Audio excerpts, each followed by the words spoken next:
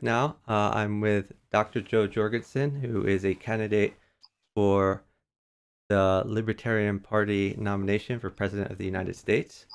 And I will be asking her a series of pre-written questions that I've asked to a bunch of other candidates. I've interviewed 5 other presidential candidates so far.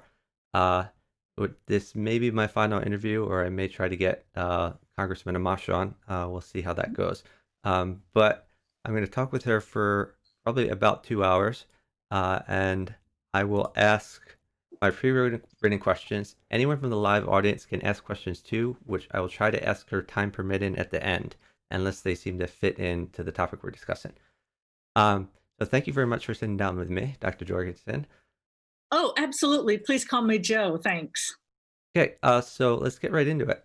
Tell us about your background as far as your educational history, your career history, and what political offices you've run for in the past. So, my educational history, I actually grew up in a very small town. We had literally one red light. So, I went to a very blue collar high school, and I actually took shop class woods, metals, plastics, mechanical drawing. So, I'm just kind of, people joke about my being an average Joe. I really am. And I went to Baylor for undergrad and I majored in psychology. After that, I received my MBA at SMU. I then worked for IBM. What is SMU? Oh, I'm sorry, Southern Methodist University. It's in Dallas, Texas. Um, and so then I worked for IBM in Texas, found myself in Greenville, South Carolina, took a few years off to be a stay at home mom. What did you do for IBM? I was a marketing representative for General Systems Division. So this was actually long before the personal computer was invented. A lot of people think, and there are a couple prominent people out there who talk about how, before IBM invented the personal computer. Actually, they didn't. It really was Steve Jobs. IBM had a smaller kind of standalone, but it was definitely not a personal computer. So when I worked for IBM, it was before the days of personal computer, and we sold the large mainframe.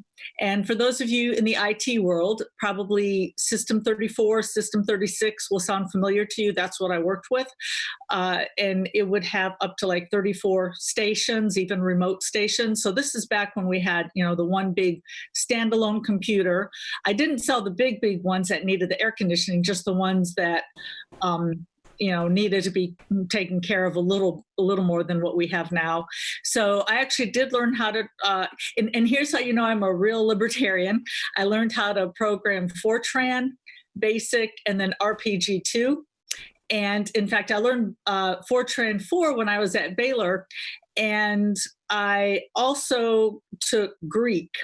So we had, what used to be the little cards where you would write the program on.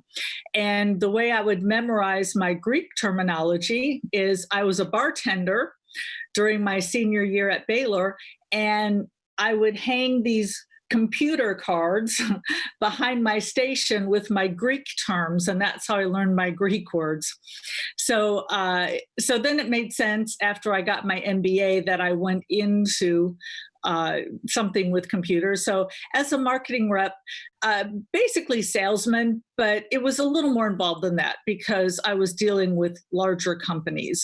And for instance, I don't think IBM would mention or would mind if I mentioned some of my companies, but for instance, Bell and Howell in Fort Worth was one of my companies. And I also was the representative for accountants and lawyers, and that was really interesting. So after finishing my stint at IBM, which lasted about 3 years, then I sold computer software. I started my own company in South Carolina, and I sold computer software as an independent sales rep. Then I took a few years off, stayed home with my children, although it was hard for me to sit still. So even when I was staying home with my children, what they call flipping houses now, I actually did that a couple times while my kids were little. I would be up till 3 o'clock in the morning painting and knocking down walls. And then I got back into the computer business, and I sold, well, we duplicated computer software, and I joke that we duplicated computer software legally. So we started off with the 3.5-inch floppy disks and moved to CDs. And then when we were in the CDs, and by the way, this is what I was doing when I ran for VP. I was still in the computer industry, copying the 3.5-inch floppy disks, kind of transitioning to the CDs. And then after that, I realized, okay, this is going the way of the buggy whip, because we are going into the age of the internet, and people aren't going to need to send their data through disks. So that's when I went back to school. I got a PhD in industrial organizational psychology at Clemson. And a few years later, and since this is kind of informal, and you've asked me to kind of slow down and fill in the gaps a little more, because sometimes people ask me how I got into academia, especially after having been an entrepreneur and starting a couple of companies. What happened was, after I graduated, my dissertation chair sent me an email, and in the subject line it said, "Please think about this before you say no." And he said that he was interim chair that year. They needed a lecturer, and hey, would you mind coming back and teaching? Just 1, 2, 3 classes, whatever you want. We just need help. And my reaction was, okay, fine for you. I'll make the sacrifice for you if you really want me to do this. Well, after about a month of that job, I thought, man, this is like the best job ever. So I decided that I wanted to stick around, and they said they were glad to have me. And what's ironic is, a few years later, they were hiring another lecturer, and I was surprised at how competitive it was, how many people applied for the job, and how they had to go through interviews and job talks and all that. And so then I felt very fortunate. I thought that was kind of funny, because I felt like I was doing them the favor by teaching, and I found out that no, they were doing me the favor by giving me the best job ever. So I've been doing that ever since. However, 2013, I decided to go back for additional education, as though, whatever, 3 or 4 college degrees isn't enough.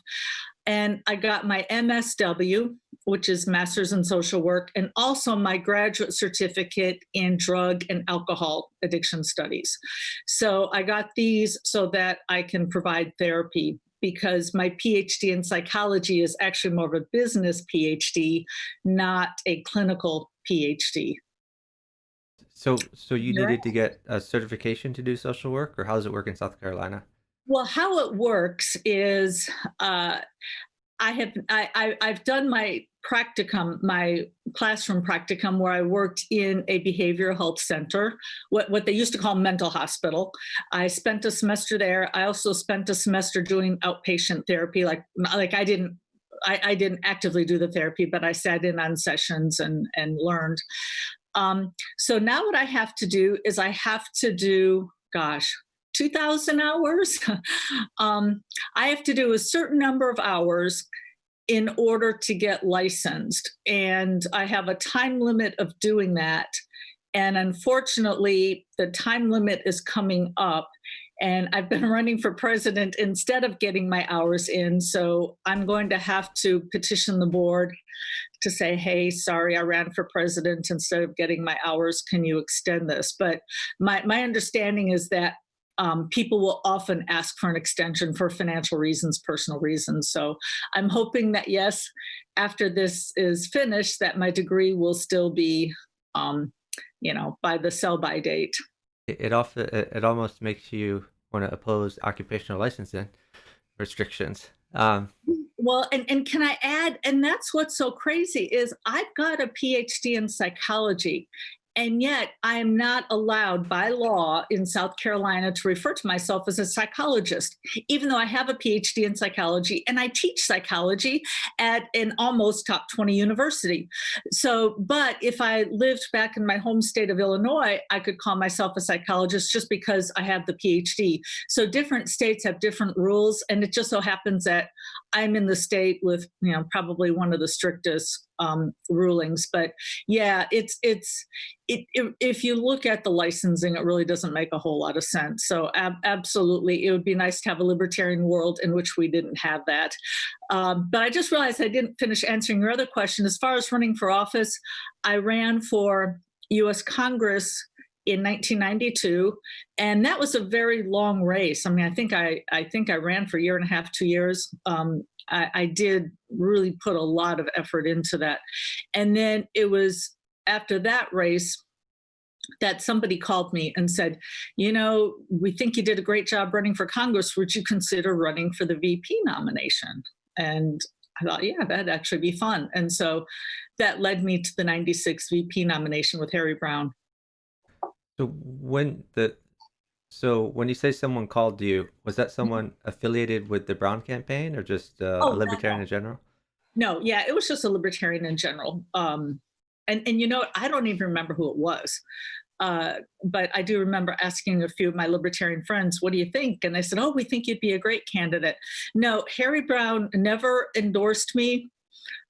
Never supported me. He was being, a good libertarian and saying, okay, this choice is up to the up to the delegates. They can choose whoever they like.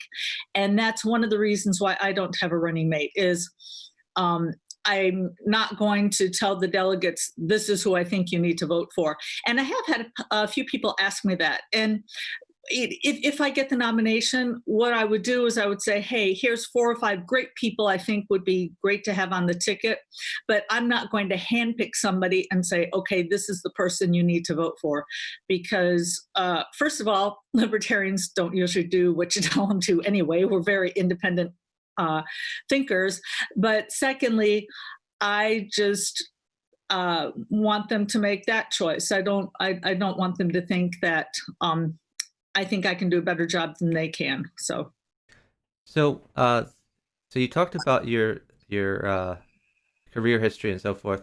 But within that rubric, what executive or managerial experience do you have that you think would make you more qualified to be the actual president and manage the large executive branch relative to other candidates?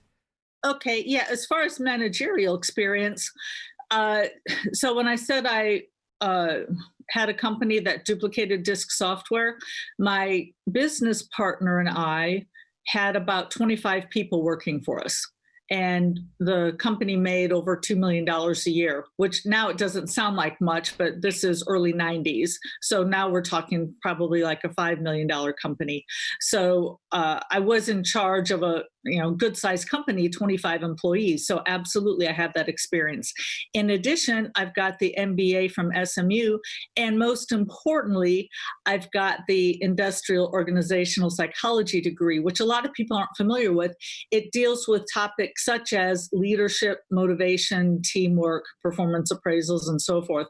And I can tell you that there are a lot of executives out there, a lot of people running companies who really don't have the best practices.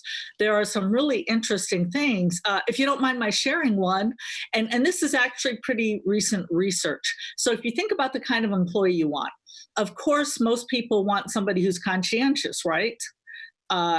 That is and research shows that conscientious employees tend to be the better employees. They're reliable, dependable, they show up on time, they do what they're supposed to do. It turns out, though, when you're putting a team together, let's say you've got a team of 5 people, you do not want all 5 people to be conscientious, because you put 5 conscientious people on a team together and nothing gets done, because everybody wants to, well, let's wait, let's make sure it really works, well, let's double check this, and everybody's a devil's advocate. Nothing gets done. You actually want a few, I'm not going to say reckless, but a few people are like, let's just get this done. So even so, what might be good in one person is not as good if you have a group of 5 people. So, and let me mention, I also do consulting on the side in this business consulting. My company's name is Performance Minds. Although my main job is teaching, I also do some of that consulting. So, I can say that even though I haven't run a Forbes, 500 company, I've got a lot of the knowledge that even some people don't have. Why are you running for president? As I always say, because government is too big, too nosy, too intrusive, too bossy. And this is the worst part, is it often hurts the people that they say they're trying to help. Government is involved in everything and they just make things worse. If we go back to a free society and allow people to make their own choices, we will be much better off. And added to that, right now, it's very frustrating to see, for instance, and the one that gets me the most is healthcare. I can't tell you how many times I've heard people say, well, obviously the free market didn't work, so we need single payer system or something. Well, no, we don't have a free market. And here's why. And here's why you don't want to go to single payer system. So I've done a lot of research on that. And I think that I would be a good person to bring that message to people and explain how the libertarian method is the best way to go. That ties into my next question. What are your top 3 issues as a candidate? And can you talk a bit about each one? Oh, absolutely.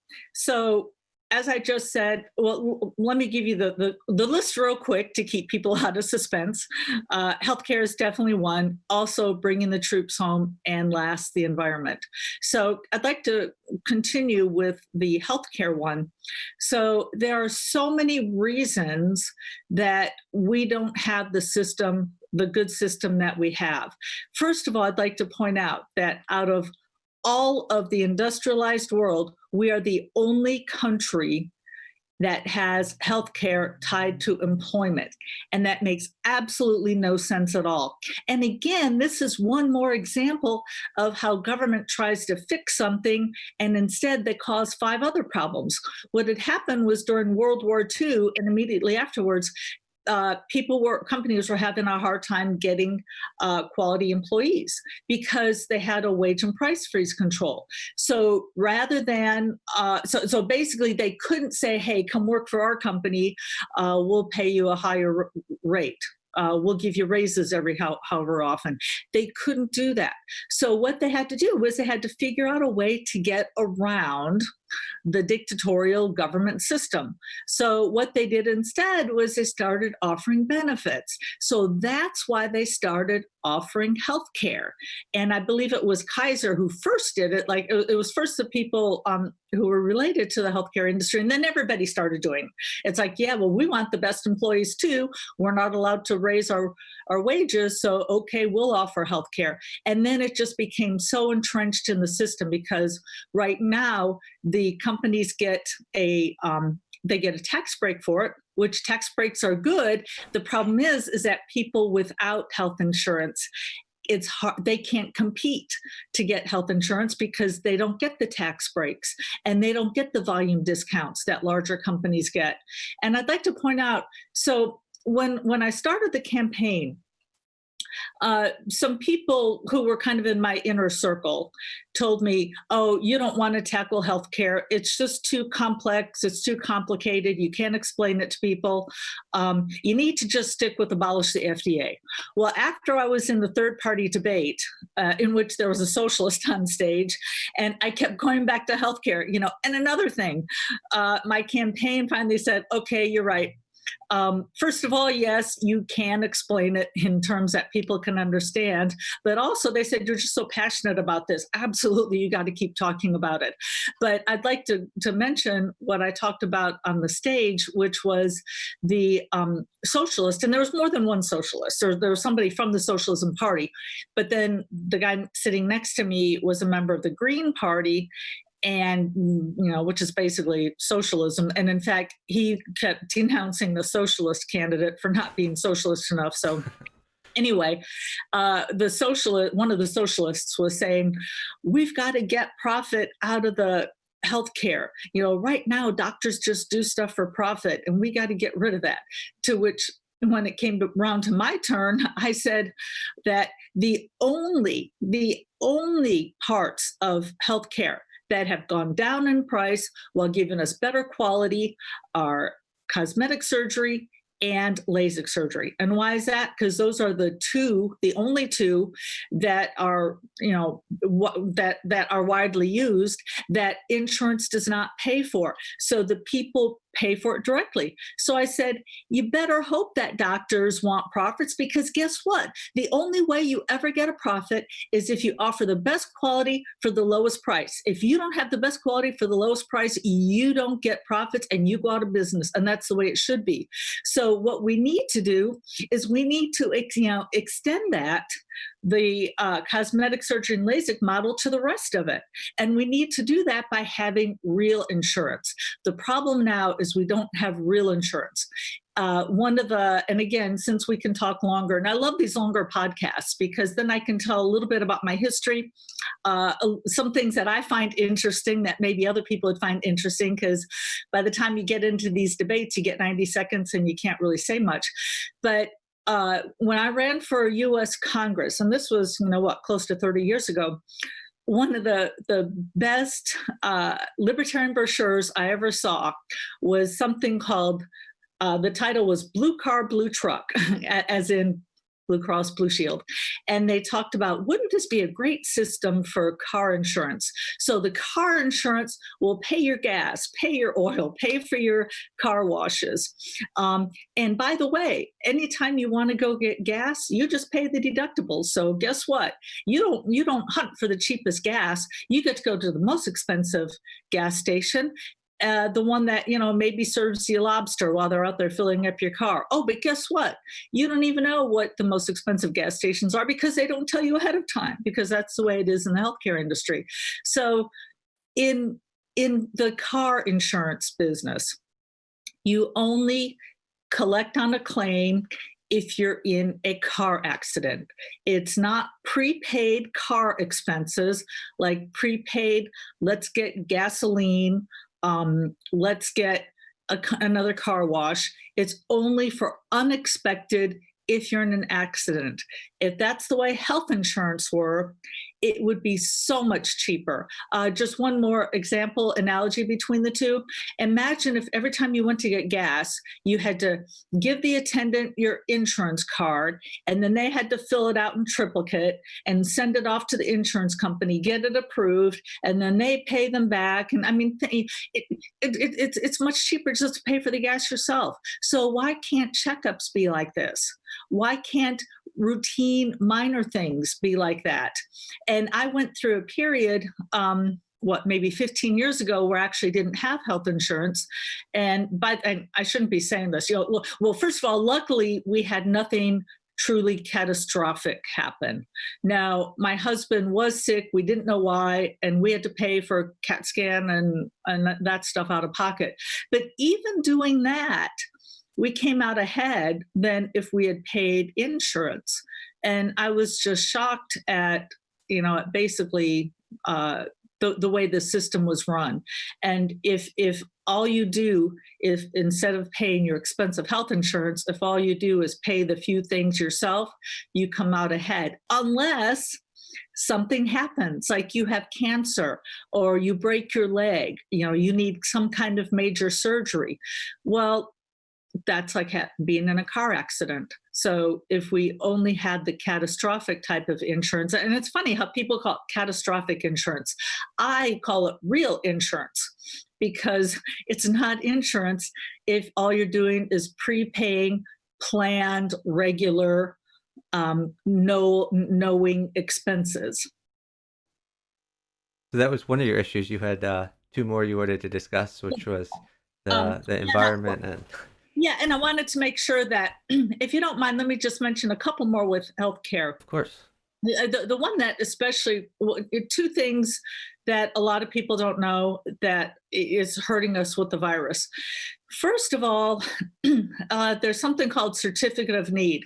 You can't just build a hospital or go buy another MRI machine or really do anything without getting approval from the government. The government has to tell you, yes, it's okay for you to have an MRI because, oh, the community needs an MRI.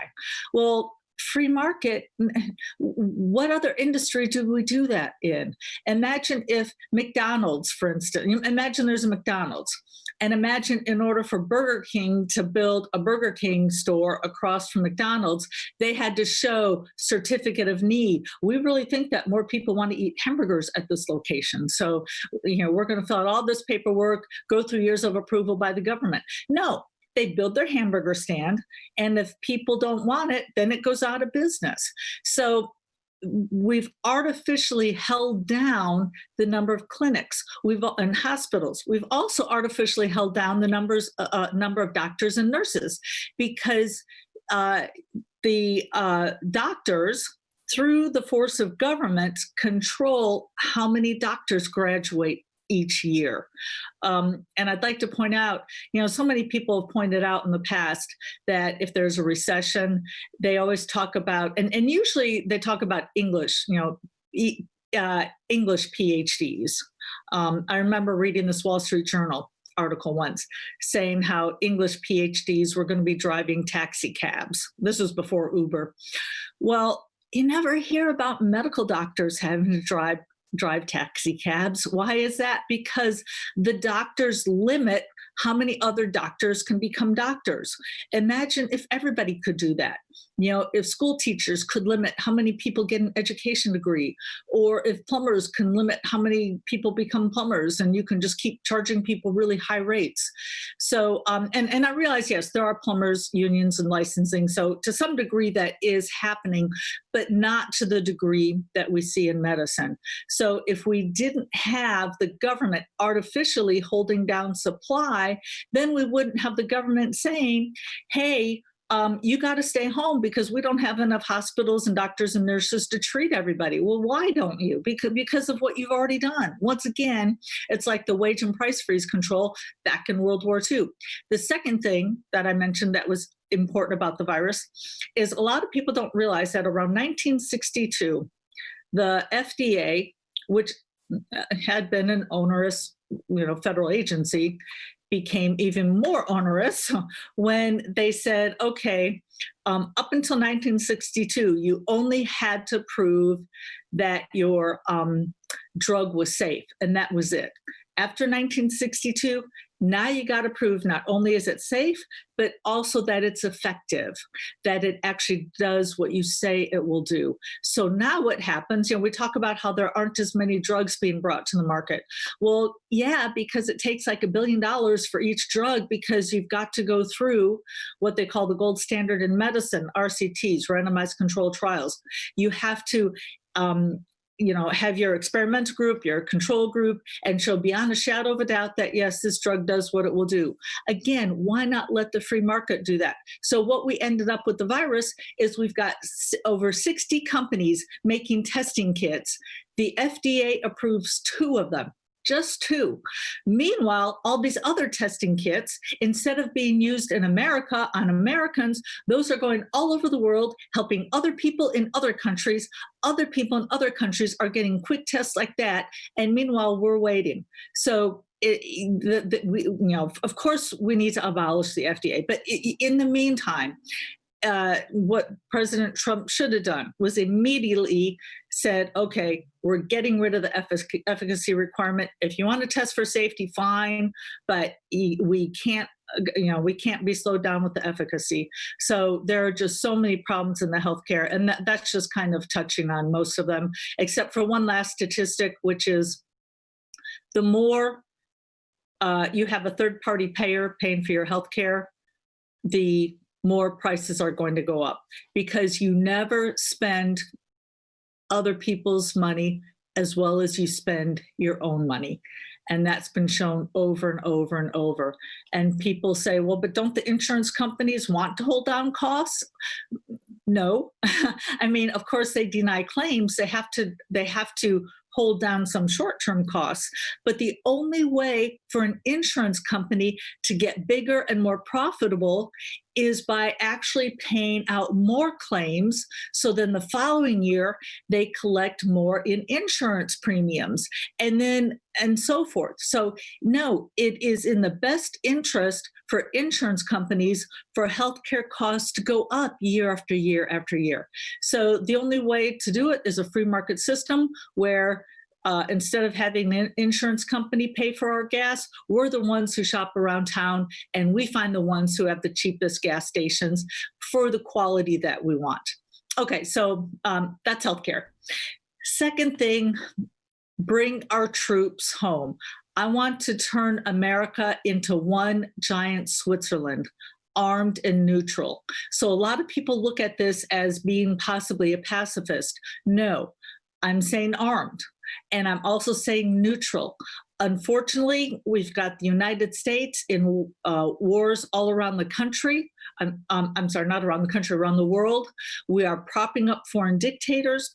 We are dying for other regimes. And also, we're paying for other people's military expense. Why shouldn't wealthy Europe pay for their own defense? There's no reason why France can't pay for France's military, Germany can't pay for Germany's military, and so forth. You know, if we look at why we can't compete, for instance, in manufacturing and other industries with other companies or other countries around the world. Well, maybe if we weren't paying their military expenses, maybe if they were paying their own, we could compete with them. So we need to bring our troops home. And the important thing about the military is, what's the number one purpose of the military? To keep us safe. That's their number one job, keep us safe. Unfortunately, when we've got a military that's going all around the world, they are making us less safe. Just look at 9/11. Now, with bin Laden, and let me give a disclaimer because I want to make sure there's no misunderstanding here. So with bin Laden, he would point out to his followers, hey, look, notice the Americans said they were only going to be here for, and I forgot, you know, we said we were going to be in Afghanistan temporarily, but we would go over there and we'd say we're going to be there just this short of a time. And then we'd stay there longer. And bin Laden would point out, oh, look, they said they would be gone by whatever date. Hey, they're still here. And then he would say, look, and the Americans lied about this. They told us this, that's wrong. And he kept pointing to his followers, America just lies, lies, lies. And that's how he got a following. And the next thing we know, we got planes running into the World Trade Center. Again, that does not justify it. There's no justification for what bin Laden did. What I'm saying was America did enough that he could point to it with truth to gain a following. And unfortunately, it worked. And I'd also like to point out that we've heard so many years, we've heard from the Bushes, both Bushes for so many years, oh, Saudi Arabia loves us. No, the royal family of Saudi Arabia loves our ruling class in the White House because they give them stuff. But the general people, the everyday people in Saudi Arabia don't love Americans, as we can see that most of the hijackers came from Saudi Arabia. So it is not what is being portrayed to us.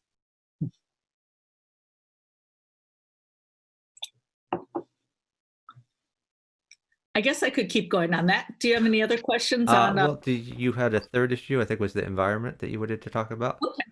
I wasn't sure if you wanted me to continue with one giant Switzerland. Well, actually, you can talk about that if you want, however you want to. Okay, I just was going to wait to see if you had any specific questions. So I would like to add, let me add a personal story, which you may have heard of on, I've mentioned this, I think, in one or two debates. And this is just a demonstration of what we've heard, which is when goods cross borders, soldiers don't. And you can kind of flip it around. If soldiers aren't crossing borders, then goods can cross borders. So in the early 80s, and this is when I was working for IBM, by the way, I was parked in a grocery parking lot, and this older gentleman kind of walked up to me and he was glaring at me and I couldn't figure out why. I thought, I'm not, you know, I don't think I cut you off in traffic. I mean, I'm kind of a fast driver, but I thought I was, you know, being a nice driver. And he's getting closer and closer to being glaring at me. And he mentions to me, he finally gets close enough and he says, I was in World War II. And how dare you drive that Italian car? I had a Fiat Spitfire. And he said, how dare you drive that car from Italy, you know, after what they did to us. And I didn't want to get into an argument with him. And I mean, he's a veteran and he, you know, he served his country, he served my country. And so the last thing I want to do is get into an argument with a veteran. But what I wanted to do is explain to him, well, see, here's the thing. If we're buying cars from Italy, guess what? They're probably not going to bomb us. You tend to not bomb your best customers. So, so by having peace and neutrality, we can have great relations where we trade. And of course, no tariffs, no sanctions, no embargoes, none of that, where we trade freely. And by trading freely, now we don't have to worry about being at war at each other, because why would you want to be at war with your best customer? Okay, so the third topic is... Let me interject real quick with a story of my own, which is my dad fought in World War II, and Okay. and similar to you, I had that sort of experience. I was watching an Iron Chef on TV, invited a bunch of my friends to watch a big special. I wanted to hang a Japanese flag outside my house, and my dad would have none of it. He said the Japanese killed a whole bunch of my friends. We're not putting a Japanese flag in front of our house. So. Yeah. So yeah, when you fight in a war like that, I guess it sticks with you for a while. But yeah, your insight seems to be from Bastia, where if goods Yep. don't cross borders, armies will. Yep. Anyway, Exactly. I'm sorry for the interruption. Let's Oh, continue. no, thank you.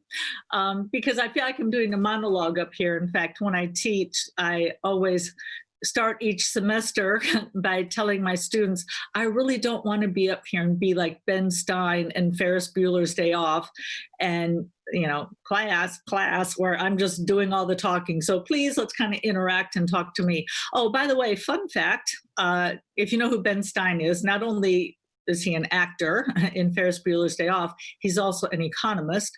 And he apparently has a house in Greenville, South Carolina, where I live. People have said that, yes, they've seen him around town and he really likes the place.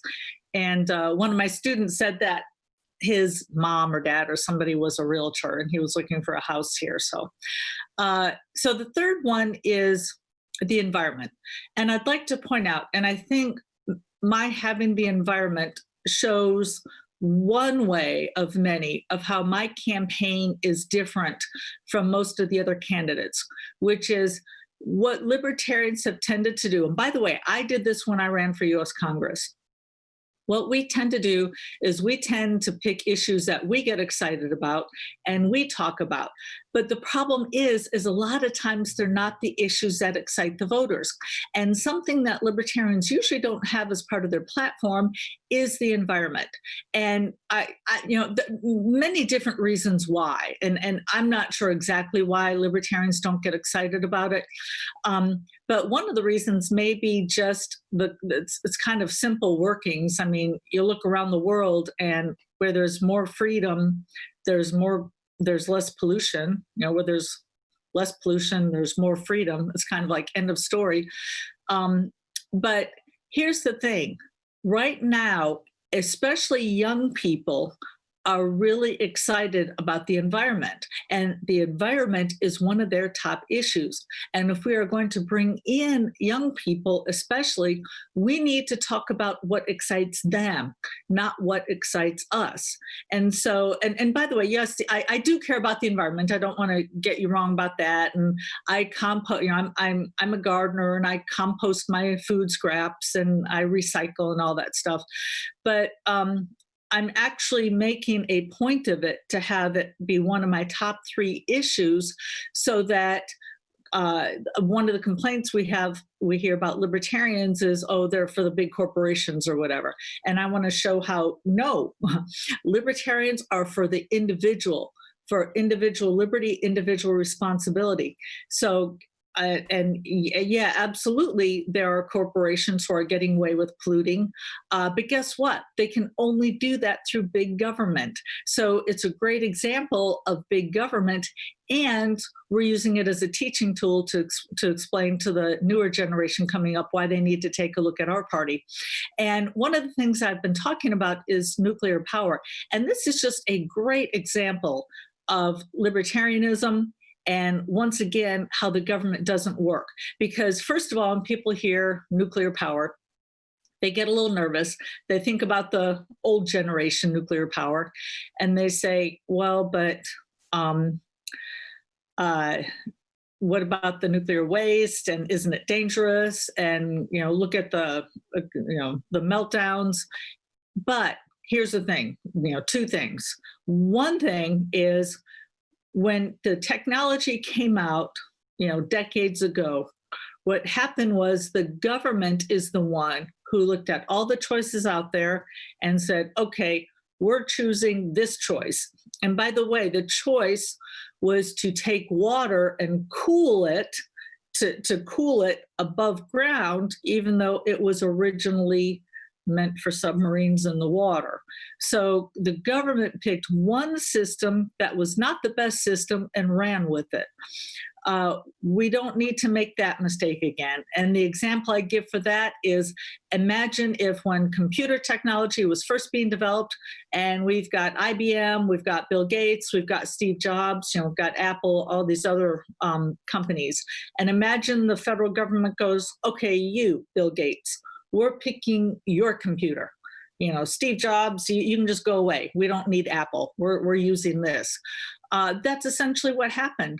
And that is why we had such low quality, is because we didn't have the free market competition. We didn't have people competing for the best quality for the lowest price. Well, the good news is that's what we're seeing now. We're seeing what's called advanced. Some people call it fourth generation, but whatever. We've got new technology. The reactors that they're building are about 1/10 the size as the old ones. And there are many different companies coming up with different size reactors. For instance, Rolls-Royce is one of the companies coming up with it.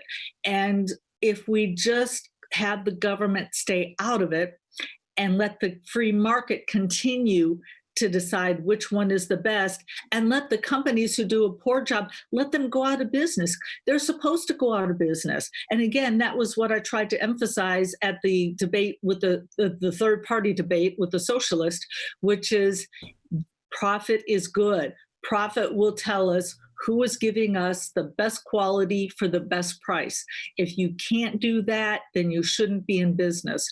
So I'm looking forward to seeing what these companies who are competing against each other can come up with to replace the old, outdated, government-sanctioned technology. Yeah, so I've been reading up on this technology too. It looks like they're coming up with thorium reactors, molten salt. So a lot of new technologies out there that are a lot safer than uranium, at least from their Yes. earlier testing. So I guess let's move on to the next question.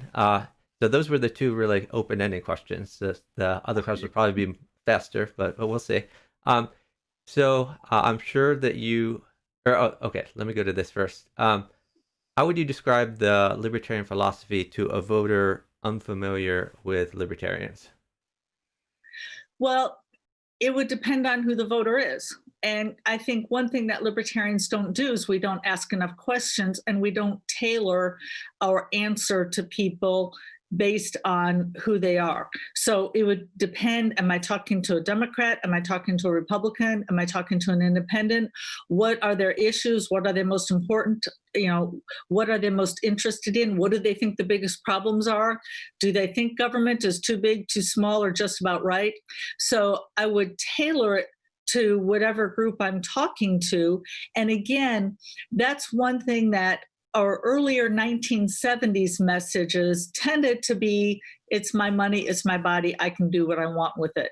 And I can tell you that that message usually doesn't work. We have to show the benefits, and we have to show how we can help them.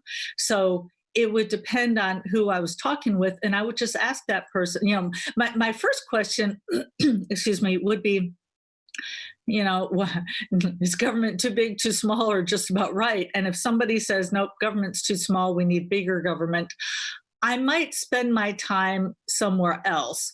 Although what I try to do is, you know, part of the problem that we've seen, for instance, with the Bernie Sanders movement, is people look at Bernie Sanders and they see that, they think, oh, he's for the little guy, right?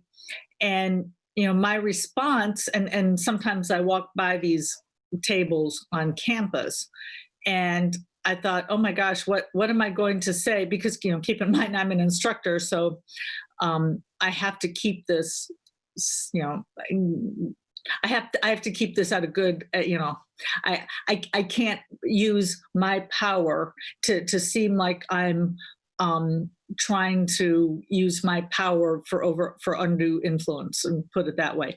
So I thought, geez, what do I do if a Bernie Sanders supporter stops me? Because I would go by these tables every day.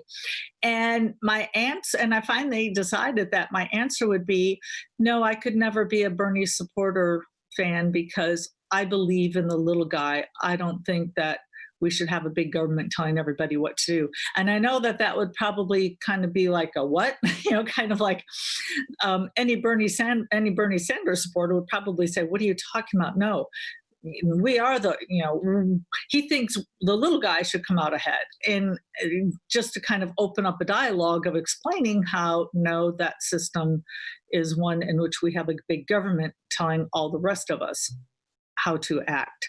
So it depends, but you can throw out some examples for me if you like.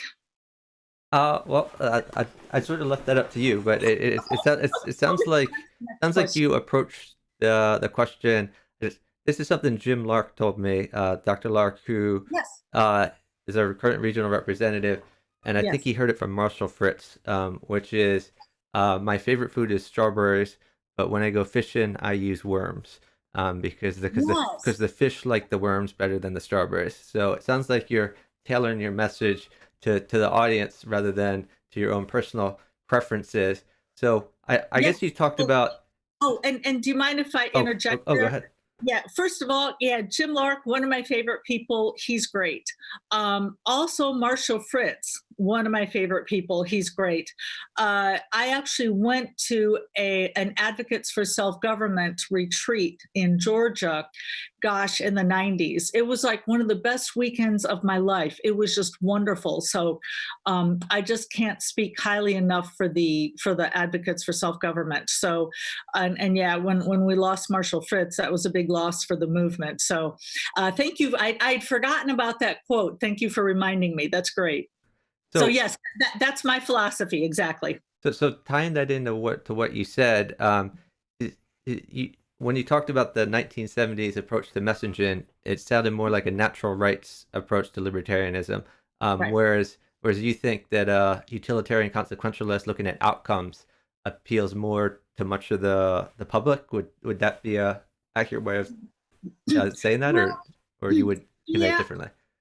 I don't like to use the word utilitarian, because that often implies two things, which is, number one, what's best for the common good, like what's best for everybody in general.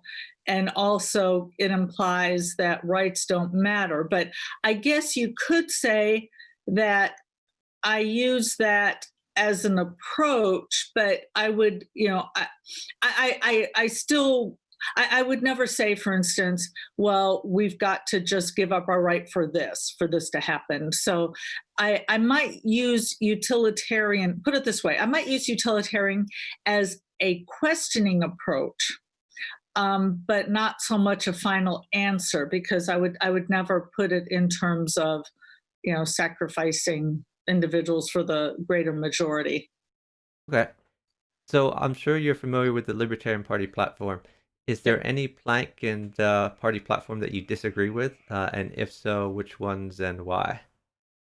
Well, I'll at the risk, and again, my campaign. This is the one thing where they tell me maybe I shouldn't be so vocal. And first of all, let me say, yes, I will support. As candidate, it is my job to support every single plank, and I think as a minimum, anybody we have represent us. We can't go around saying, yes, we believe there should be an IRS, or yes, we believe that we should station our troops around the world. That's just not what we believe. But the one thing, and I mentioned this in the South Carolina debate, and I got asked about it again because I guess word got out. I wish that our party would eliminate the abortion plank. And let me quickly add, real quick, I'm not saying we should become pro-life. I'm not saying that at all. I'm just saying I wish that we didn't talk about it pro or con, because yes, there is an argument to be made the other way. I mean, if you think about it, if every libertarian agreed when life started, we would 100% agree on the abortion plank, because libertarians believe in life. But some libertarians believe life starts here, and some libertarians believe life starts here. So if we agreed on the premise, we would agree on the plank.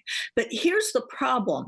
And yes, I mentioned this in the Mises caucus last night, which is that I can't tell you how many not libertarians, but how many, would-be libertarians, how many people I've talked with who say, oh, you're right, government's too big. Oh, you're right, they take too much of our money. Oh, you're right. Yeah, we need to stop sending our armies all over the world. And then they say, but I can't be a libertarian because I'm pro-life.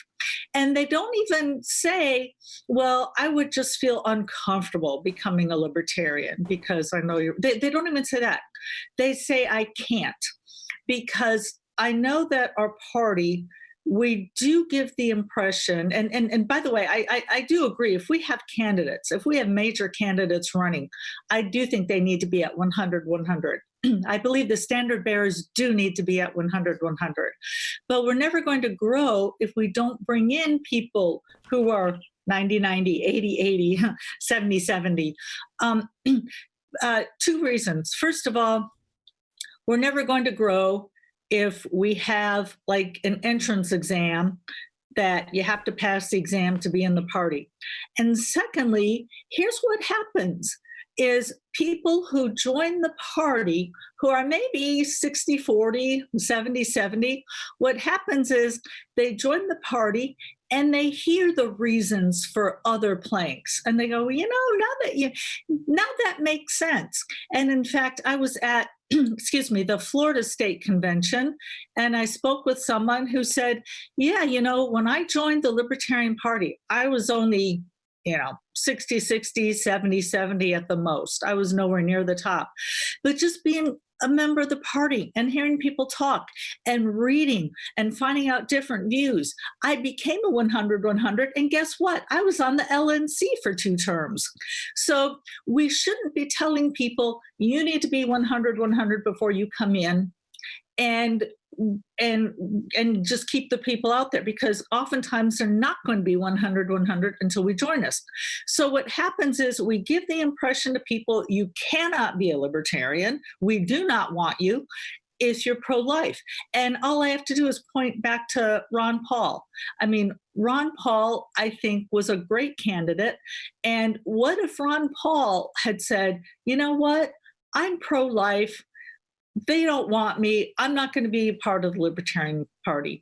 I think that would have done our party and our movement a great disservice, because I think that he has done a good job in spreading liberty to other people.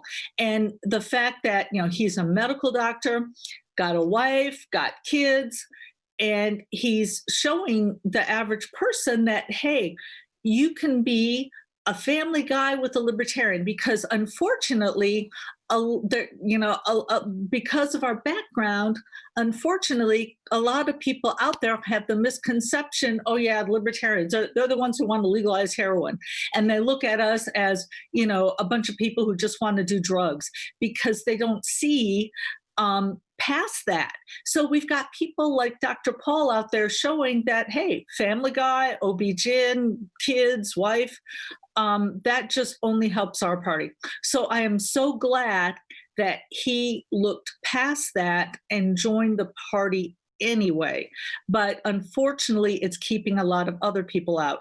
And I'd like to point out, a lot of Catholics belong to the Democratic Party.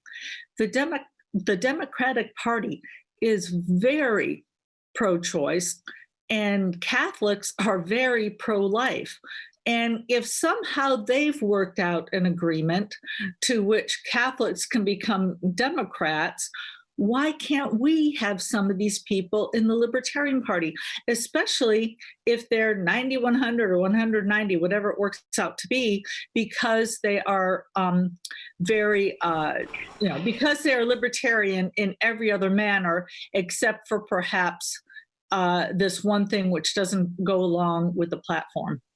So I want to clarify something, but my audience isn't all Libertarian Party delegates or Old Faithful. Okay. So there are some confused people. When you're talking 100 or 90-60, they didn't know what that means. So just clarify, what she's talking about is the Nolan chart, which is basically a political quiz, which sees how you feel about economic freedom and social freedom. And if you believe in 100% social freedom and 100% economic freedom, then you are at the top of the diamond and you would be identified as a libertarian. And I'll try to put a link in the chat for what the Nolan chart is. But I don't know if you wanted to talk about the Nolan chart at all, or we could just move on to your next question if that's enough. I'd love to. So because I would like to correct another misconception. And I'm so glad you've got so many non-libertarians out there. So when I first joined the party, what we used to do is we used to tell people, okay, what we do is we take the best of the Republicans and the best of the Democrats and combine them together. We say, you know what? The Republicans or the right, they give us economic freedom. They tell us that we should be able to run our business how we want to. We should be able to pay our people what we want to.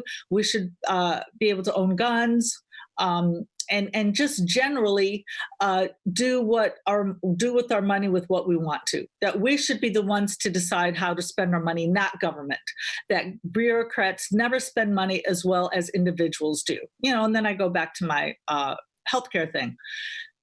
The left, we say, what Democrats have right is the idea that we should all be able to live our lives how we want to. That yes, gays should be able to get married. That yes, people should have the right to say what they want. That we should have free speech. We should be able to voice our opinions. And so what we say is that on the right, and it depends on how you do it, whether it's 0, 100 or 100, 0. But basically, if you've got the Republicans, they're all the way on a scale of 0 to 100. They're 100 on economic freedoms. The Democrats, 0 to 100, they're 100 on social freedoms, social decisions, but not on business. And so we say we're 100, 100. We take the best of both worlds. So I thought that was a pretty good explanation without showing the chart. But here's the problem. You can't say that anymore because Democrats no longer believe in personal freedom. They're the biggest censors out there. They're the ones saying you can't say this, you can't say that. And now we've got Republicans who are saying, no, you can't run your business how you want to. We've seen Republicans repeatedly raise taxes, increase spending, and even somebody like Ronald Reagan, who Republicans mistakenly think he gave us smaller government every year. No, he didn't. He gave us bigger government. Yes, he cut taxes, but the more important thing, yes, cutting taxes is important, but what's even more important is to cut spending. And by cutting taxes, more money came in, and so they just spent more. And you look at 8 budgets in his tenure, 4 and 4, the 2 terms, spending went up every single year of the 8 years, every single year. Great. Well, not great the spending went up, but a great explanation. So let's get back into questions. How many state conventions have you visited in person, and how many have you addressed remotely in your race for this presidential nomination? Oh my gosh, I'd have to get my calendar to look. I mean, before Well, the ballpark, shutdown, I guess. yeah, I couldn't even guess. I mean, I I was going. Sometimes I go to three conventions in one weekend, and I started. Well, I went to the South Carolina convention in November, and then we were off and running in January. So you go from January till mid March when we were shut down, two or three conventions every weekend. I think there was one convention. I think it was Missouri and Florida where I spoke, got on the plane, went to Florida, spoke there. So yeah, so many. Um, I was somewhere every weekend, at least one, if not two or three conventions. And since then, I was in the Kentucky debates. I was one of the top three for the first round, so I got moved on to the next round. Which, by the way, I don't know if you noticed, I came in second after Justin Amash in the final Kentucky debate, and I went to the North Carolina convention. Yeah, I'd have to sit down and look at all the state conventions that I went to. But in addition to conventions, I've been talking to groups too. So, for instance, shout out to the Wake County, North Carolina people. They were great. They had a meeting and they invited me to be there. I was just with in Delaware. I believe it was Newcastle. I was in a meeting with them on Friday, and that was great. So I've been going just to general meetings in addition to the debates, such as the Mises Caucus, and then Saturday was Kentucky. And I will be in the Texas debate. In fact, out of everybody who qualified for the Texas debate, because Mark Whitney dropped out, my campaign actually, out of the remaining people, my campaign came in first for that one. Great. Yeah, I did see the debate results. That seems to indicate that you're a compromise candidate for a lot of people. That even if you're not their first choice, you may be their second choice.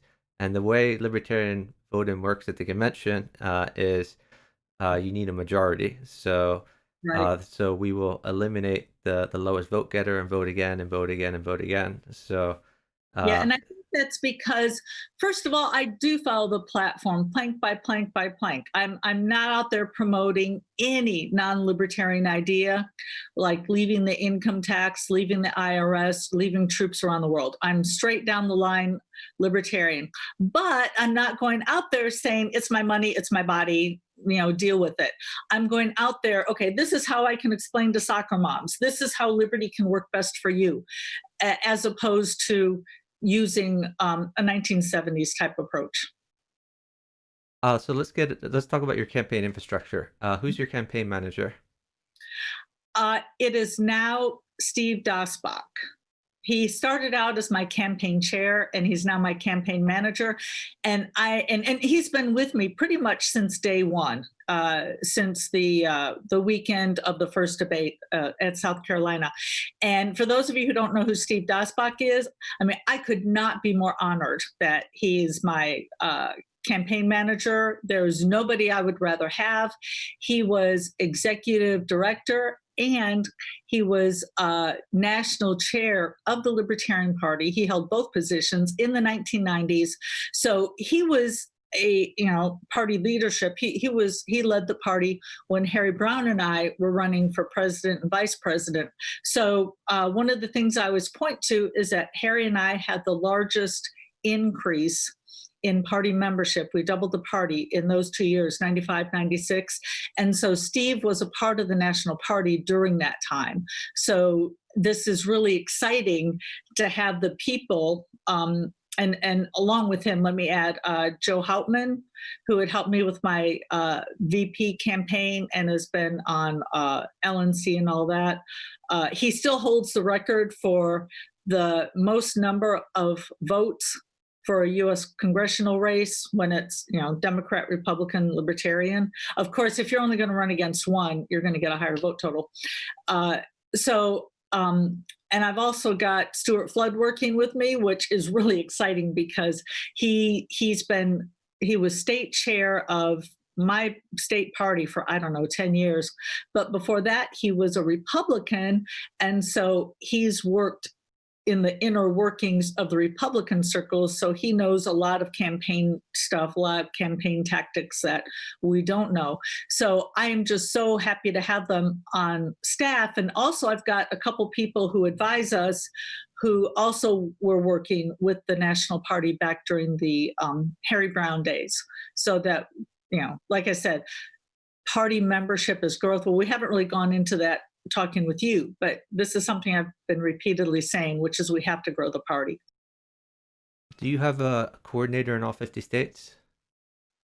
No, I couldn't tell you.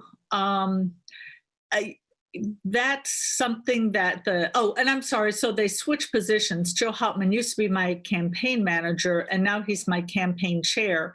What I try to do is I try to pretty much stick to candidate stuff and allow them to do organization. So I really couldn't tell you how many state coordinators we have. But if you're in a state and you would like to be state coordinator, let my campaign know. But I probably should have a better answer than that, but I don't. How much money has your campaign raised so far? I should know that too, shouldn't I? Do you have a ballpark, even if you're not sure of an exact number? I don't know. Oh gosh, I don't want to give the wrong answer. Again, this is okay. We can move on. So where can people find out more about your campaign? So your website, your social media, etc. Yes, thank you. It's joj2020.com. Again, joj2020.com. What it is it's Joe J, my first name, last initial, and then 2020. And it is .com. Great. And on Facebook, Twitter, so etc. Where can people find you there? Again, Joe Jorgensen for president. Now, I did open up a campaign, like my own personal Facebook recently, but you want to go to the campaign one where it's got the banner, the Joe Jorgensen for president one.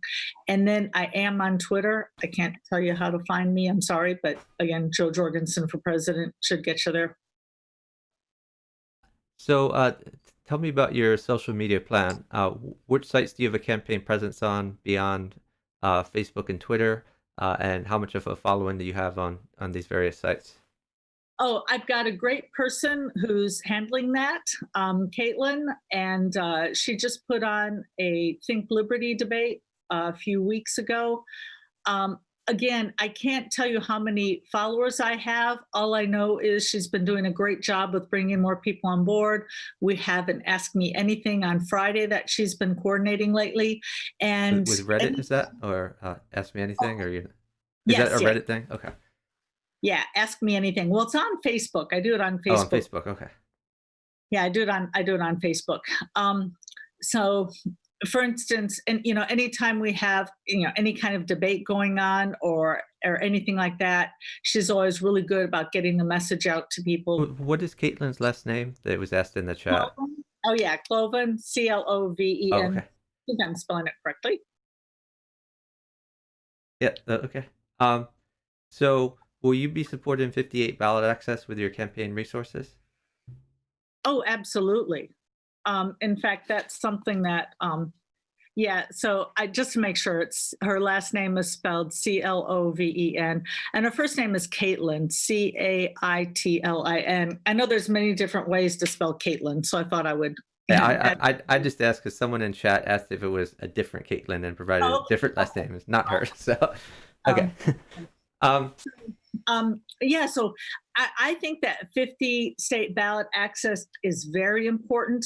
And I was very proud in 1996 to be on the ballot in all 50 states, because that's one thing that sets us apart from the other third parties.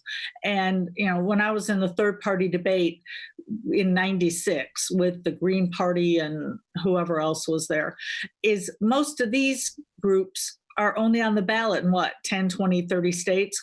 We are really the only major, the only third party worth talking about.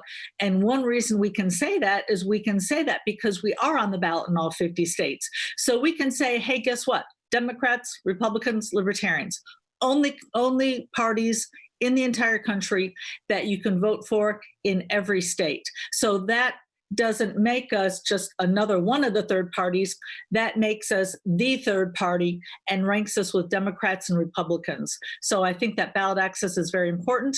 And by the way, yes, I have done some petitioning, just helping out, volunteering here and then. I haven't done that in a while. I did that back when I was running for U.S. Congress and running for president.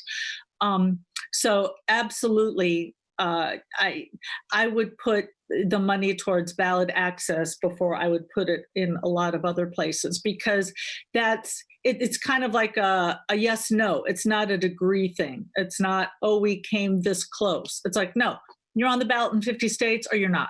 You're either a major party or you're not. So I think that that's very important.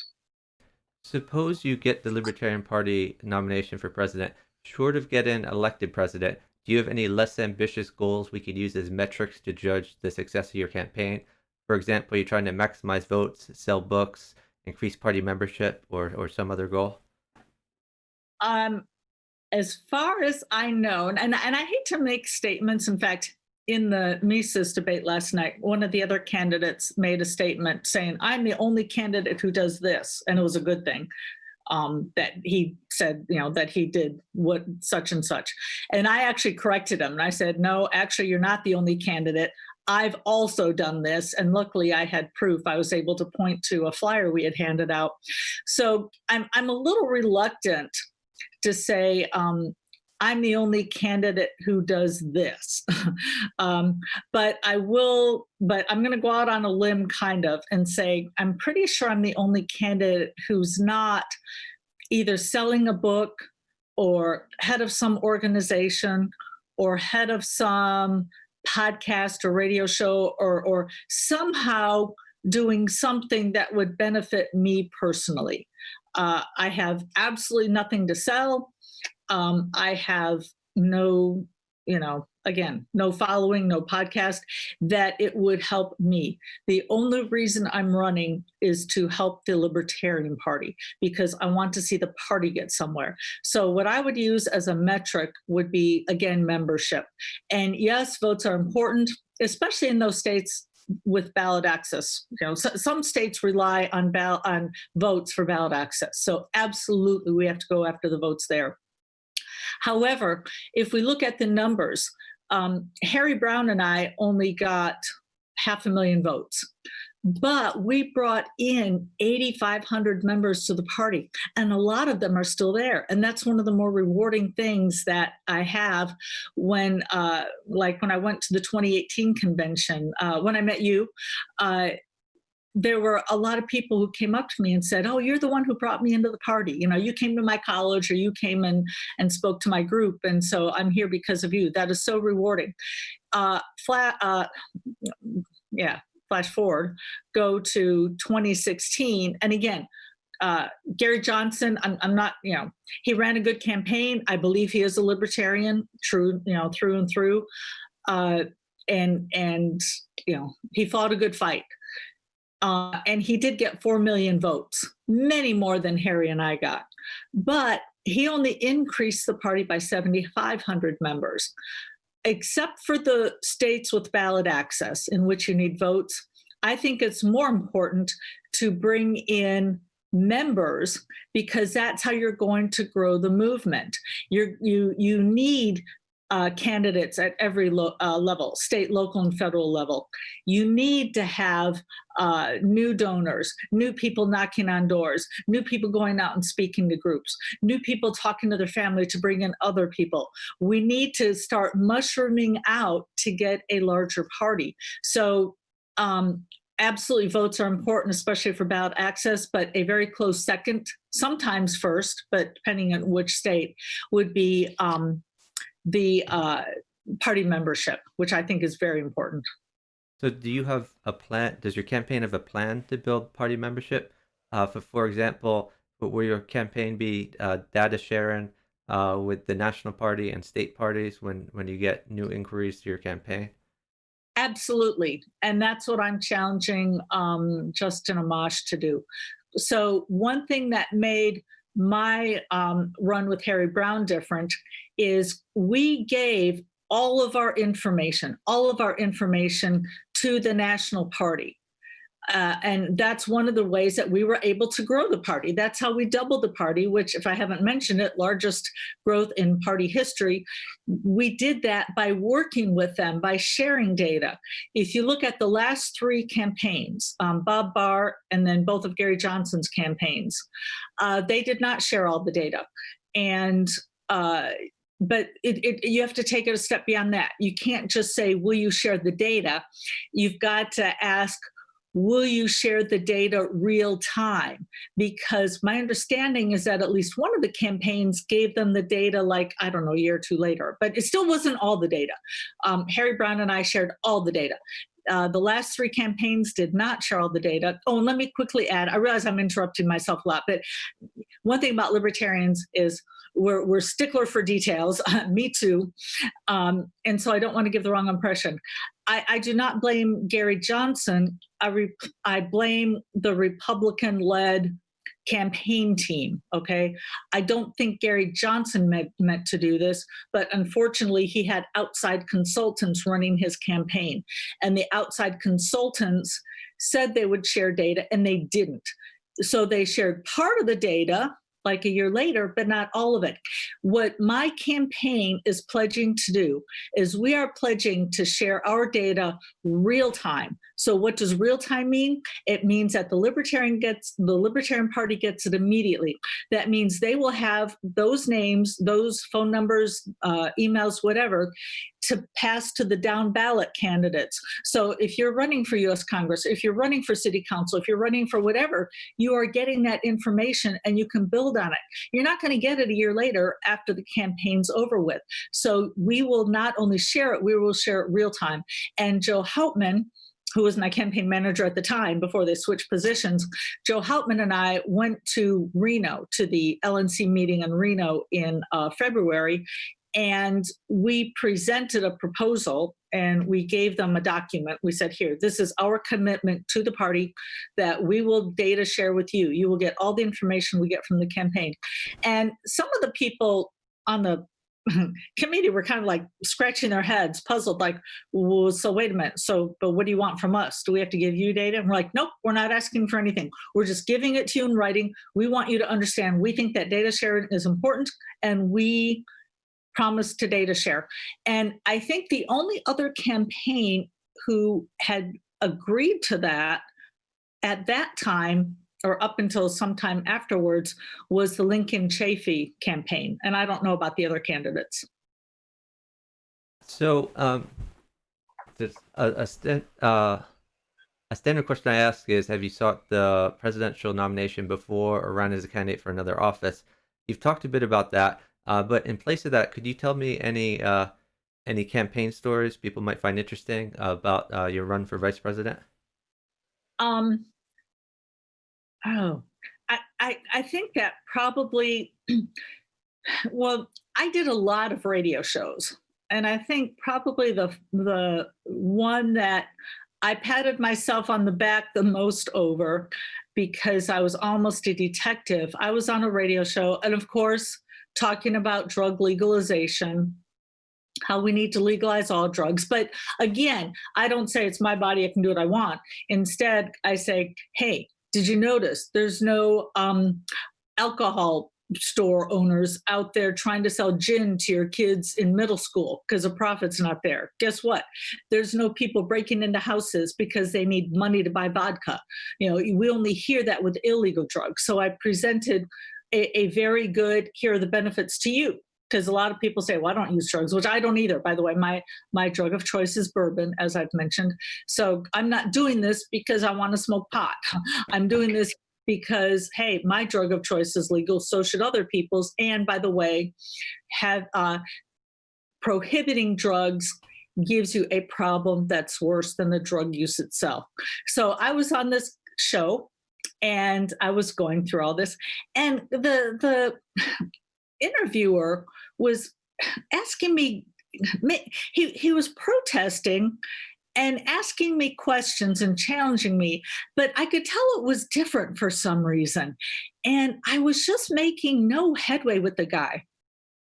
So I finally asked him, I said, well, tell you what, let me ask you, do you think alcohol should be legal? And he's, oh, blah, blah, blah, blah. I'm the one asking questions, not you. And I'm like, but the questions you asking me are different. And it doesn't sound to me like you think anything should be legal. Do you think alcohol should be legal? And I had to ask him a couple of times. And, I finally said, look, I think your listeners deserve to know. And finally, he admitted that he thought that alcohol should be illegal. So I said, well, tell you what, I'm glad that now your listeners know where you stand, but probably we should change the subject and talk about something else, because I don't think I'm going to convince you of drug legalization when you don't think alcohol should be legal. So, and I just had so many, just the callers and their logic. There was one time when I was talking, again, it was about drugs. And I pointed out, you can't even keep drugs out of the prisons. How are you going to keep drugs out of the country? And this one caller called in and said, well, yeah, but if you keep them out of the country, then you can keep them out of the prison. So, okay. Yes, your logic works. That ain't going to happen. When did you realize you were a libertarian? The good news is, in time for my first in time for the first time I voted for president, which is just coming out of college. I voted for Ed Clark in 1980. I always knew I was a little different. And if you don't mind, backing up a little, I had something happen to me in second grade. And I mentioned this at the Pennsylvania state convention. I believe it. Sometimes, they all kind of run together. So forgive me if it's a different, I'm sorry. It might have been a different convention. Anyway, we're supposed to come up, give an example of how the government did us wrong.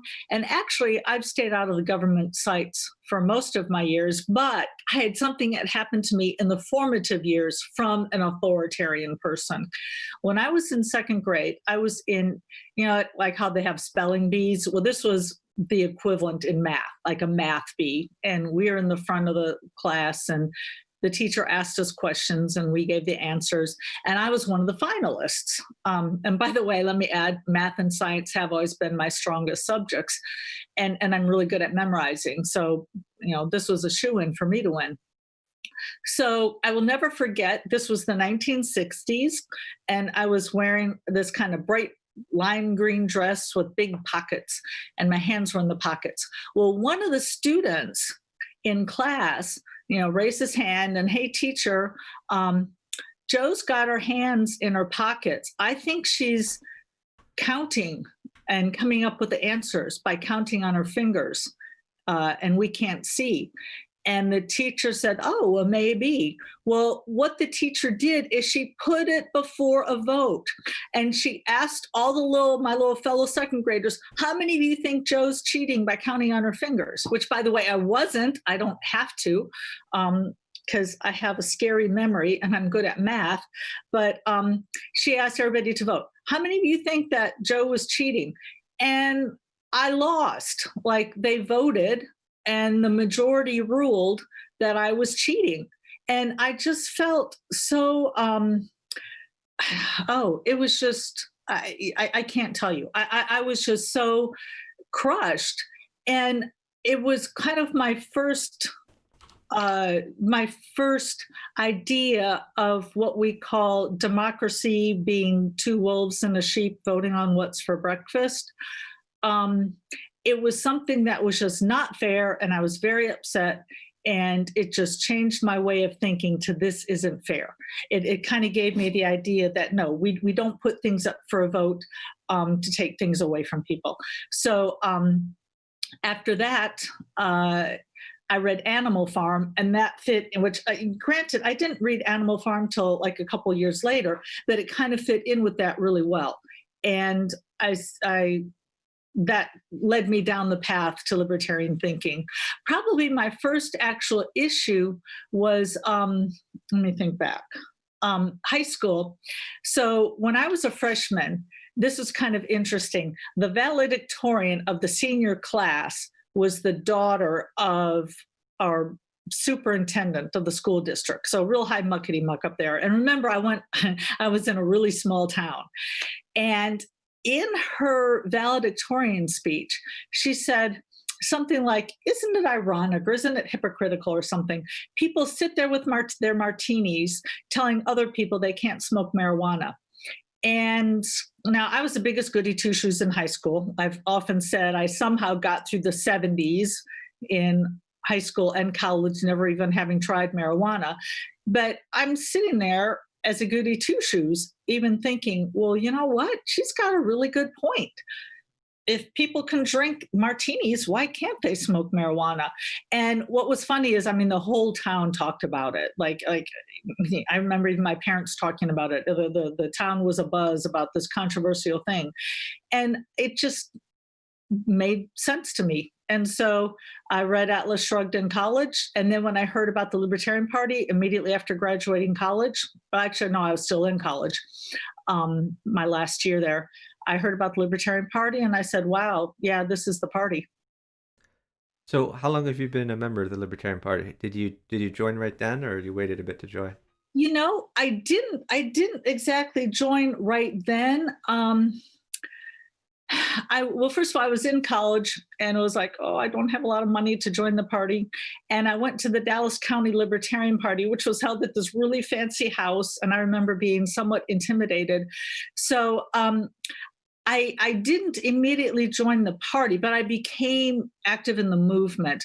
And I don't even remember when I first joined the party. It seems like forever. But the first libertarian meeting that I went to was in 1979.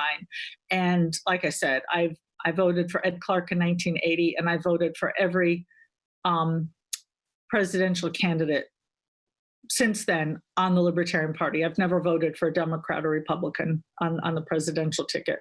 And I only vote, in fact, in South Carolina, we've got, straight party ballot where you can pick all Democrat, all Republican, or all Libertarian, and then you don't have to go through, water district and all those other things. Even though sometimes there will only be 3 Libertarians on the entire ballot, I'll still go in and vote, straight Libertarian ballot. But sometimes if like Ron Paul is on the ballot, South Carolina is one of the earliest primaries. So of course I have voted for him for the Republican Party. But very, very rarely do I do that. It has to be something like that. So, yep, I've been in the Libertarian Party my whole life. And I don't even see the other 2 parties as even an option. So have you been active in your state and county affiliates? Yes, in fact, I was state vice chair in the early and mid 90s. I actually organized the Greenville County Party, and I was Greenville County chair. I also have handed out flyers at like downtown events. I worked at the fairgrounds with the Operation Politically Homeless, handing out the little diamonds. And I've collected signatures. I was also national marketing director for a short time in the mid 90s. And so I've been to state executive meetings recently, but I decided that I think I'm a better candidate than I am organizer. As I told you, I probably should know how much money we have. I prefer to work on the issues. I prefer to come up with other answers, doing research, doing the candidate end, as opposed to the support end. And I think I'm better at it. I think the people who are behind me in my campaign, who are doing all that for me, I think that they do a much better job than I do at that. When you were national marketing director, who was the executive director at the time? I remember Mary Jingle was national chair. Okay. I don't. Mary Jingle was the person I worked with, and the people who were prominent at the time: Mary Jingle, Joe Dean, Steve Givett. I'm trying to remember the others. So that would have been. I think that. Yeah, I'm not. It was in the 90s. I would have to go. Yeah, I'd have to Okay. go back. Um, and have you ever served on the National Committee? No, again, that's. Um, I've never even I've never even run for office because I prefer to deal with issues as opposed to the party workings. I would prefer to go out and talk to non libertarians and explain liberty to them rather than debate with people who are already libertarians. What if you were elected president, but Congress was solidly Republican or solidly Democrat? Would you be able to enact and implement your agenda with an obstructionist Congress? Would you work with or around those who disagree with you? Well, I would work around as much as I could. So for things that I can get rid of, I would, again, I'm pretty much down the line with probably everybody who's been a guest on your show has mentioned pardoning nonviolent drug offenders, anybody in sex work, anybody for simple weapons possession, anything like that in a federal prison, anything that I can do on my own, absolutely I will do. I would go a step beyond and tell the attorney general, hey, you might as well just stop going after people who are breaking the drug laws because you can put somebody in jail. I'm just going to let them right out. I would do what I could to get rid of funding for instance, the Department of Education and all of that. Now, with Social Security, we can't just on the first day immediately cut it off and tell 12 million people you're on your own. Absolutely, Social Security is a Ponzi scheme. Absolutely, it should have never been passed. Absolutely, we have to get rid of it as soon as possible. And my first day in office, I would try to get an immediate opt out to where you no longer have to pay another dime to Social Security again for the rest of your life.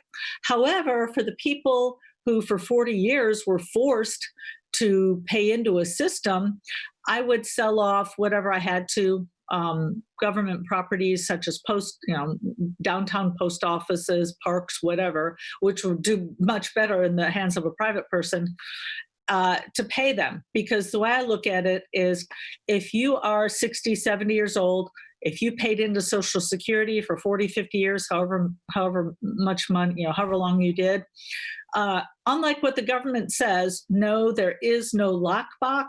Your money was not sitting there.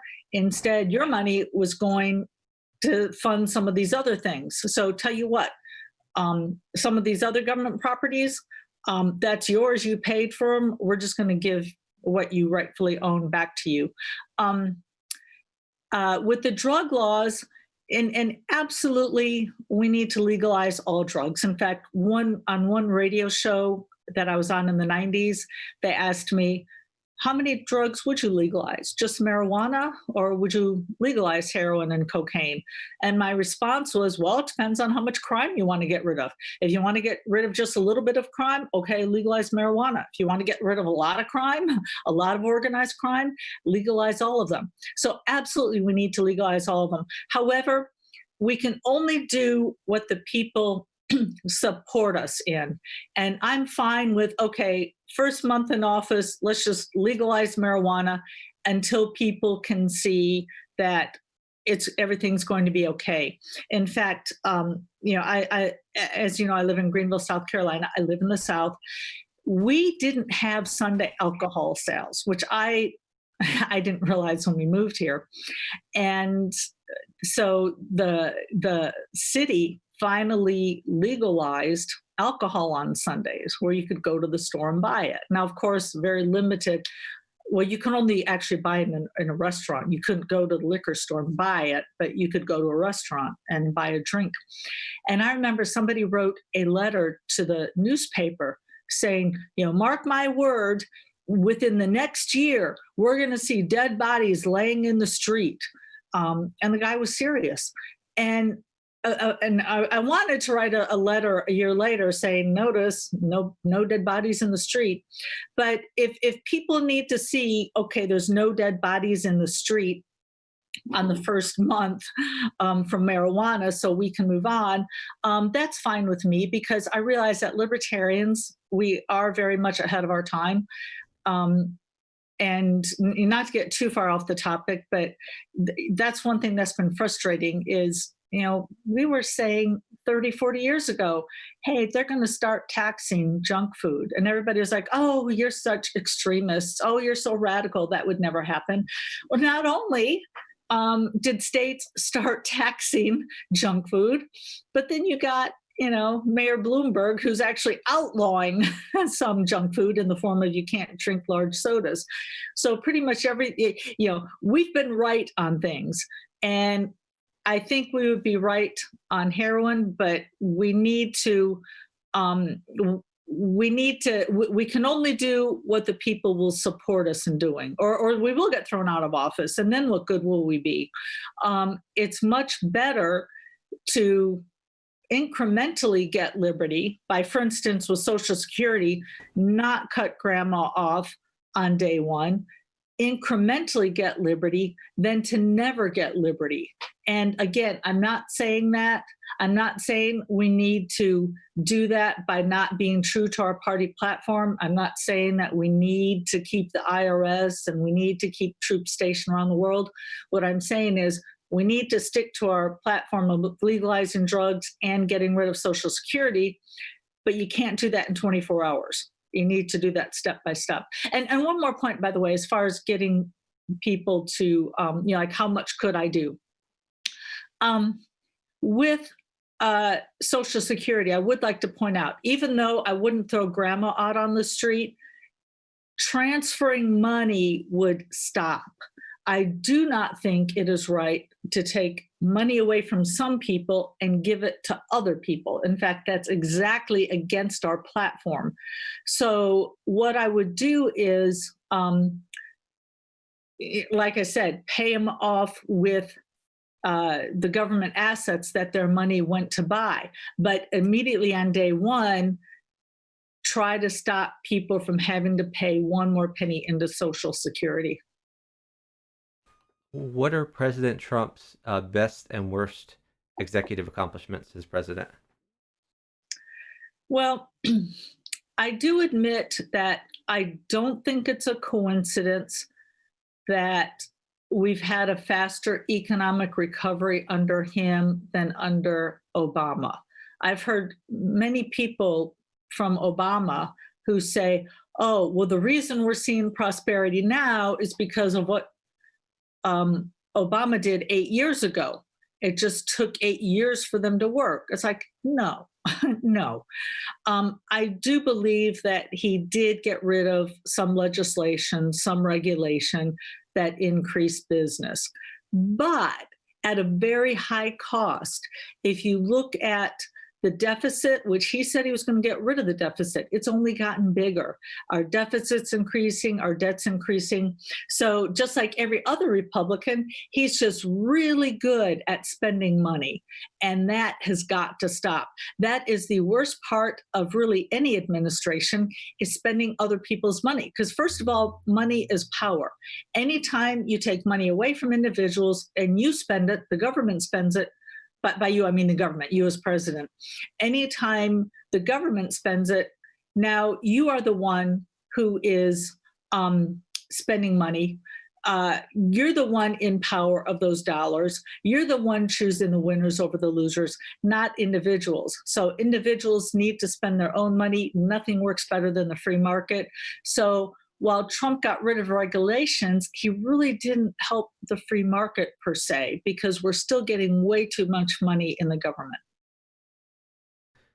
Was that both his best and his worst accomplishments? Did you touch on both? Oh gosh, let me think about. I've never really thought about what his worst accomplishments are. I mean, to me, for worst accomplishments, you would have to look at deaths. So I would say his overseas military involvement which would be bringing about more deaths, would probably be the worst. Because yes, taking away people's money is bad, but causing deaths, that's even worse. So he promised he said, yes, we're going to take the troops out of Iraq. Yes, we're bringing the troops home. But what he doesn't say is, oh, guess what? We're replacing them with drones. We've still got a military presence. So no, we need to bring all of the troops home. And so I would say that would be his worst, is leaving the troops around the world for, first of all, people to give people a reason to hate us, and just for the death that war gives us. So I would say his worst accomplishment would be not following through and bringing the troops home as he promised. The best, I would say, probably getting rid of the regulations that he did get rid of. I mean, it's small compared to what a libertarian would get rid of, but hey, getting rid of some is better than getting rid of none.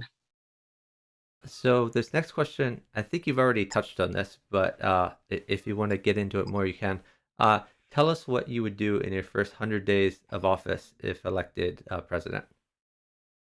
In my first 100 days, I would immediately, as I said, pardon everybody, get everybody out who I could possibly get out of prison, who shouldn't be there for nonviolent crimes. I would immediately work to dismantle the Department of Education. We've had the Department of Education for 40 years. It's not doing us any good. In fact, education has gone downhill. Education needs to be at the local level. It needs to be in charge of teachers and parents, not the government. So get that out of the federal government. I would also start bringing the troops home day one. Can't get them all home on the first day, but start bringing them home on day one. And that's something I can do as president. I would also work to immediately stop the money transfer with Social Security. It is a Ponzi scheme. It is not fair. We need to get rid of it. I'm trying to think of, that's probably a full day's work right there for 100 days, getting a start. Oh, the last thing I would tell all of my cabinet members, okay, you find ways to cut money in your department. And I would tell Congress, I'm not signing any bill that creates a deficit. Every budget you bring me needs to be a balanced budget. And I'm, a lot of people who support Reagan, when I point out that government got bigger under Reagan every year, they say, well, but Congress never gave them a balanced budget. Well, but here's the thing. Ronald Reagan never pushed back. He never said, no, this isn't good enough. Take it back, come up with another one, bring it back to me. He didn't even do that one time. If they brought me 10 bills that were not balanced, I would send all 10 back and say, no, it's not balanced yet. You need to bring me one that's balanced. So I would immediately look for ways to start cutting government, cut it everywhere I can. And, we talk about, sometimes people ask, well, what would you get rid of in the government? I think a better question is, what would you keep? What would you keep? As far as I'm concerned, the government should only be doing police, courts, and military. Police is at a local level, with the exception of the Supreme Court. That's at a local level. I'd be in charge of military, bring them home, and let's get rid of everything else and just start dismantling wherever we can. But with the caveat that if we look, some things are just in the way, making things worse. It's money we're throwing away, like the Department of Education. That's not helping anybody. Get rid of that. Something like Social Security, yes, it's a fraudulent system. It's inefficient. It's immoral.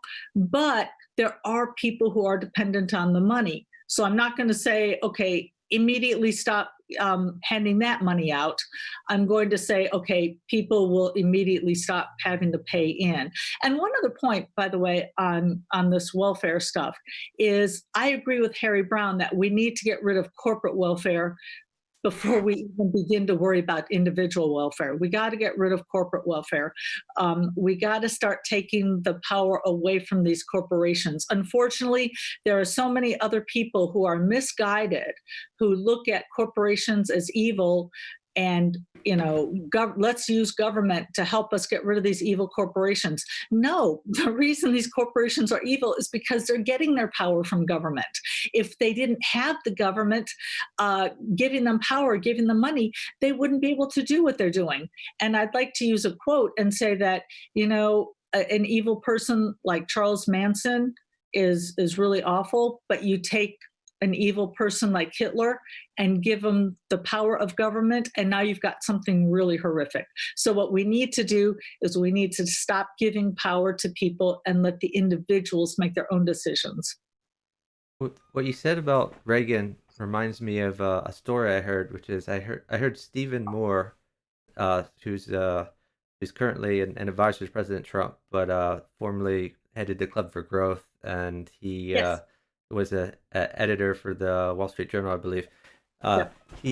He said he was in the room as kind of an intern when President Reagan was considering taxes, and the Speaker of the House and the leader of the Senate came to him and said, "Well, President Reagan, I know you wanted to lower taxes, but we're looking at the budget, and turns out we need to raise taxes. So you're going to need to agree to this." And his advisors, his Treasury Secretary, etc., looked at him and he said, "Yeah, President, we need to raise taxes."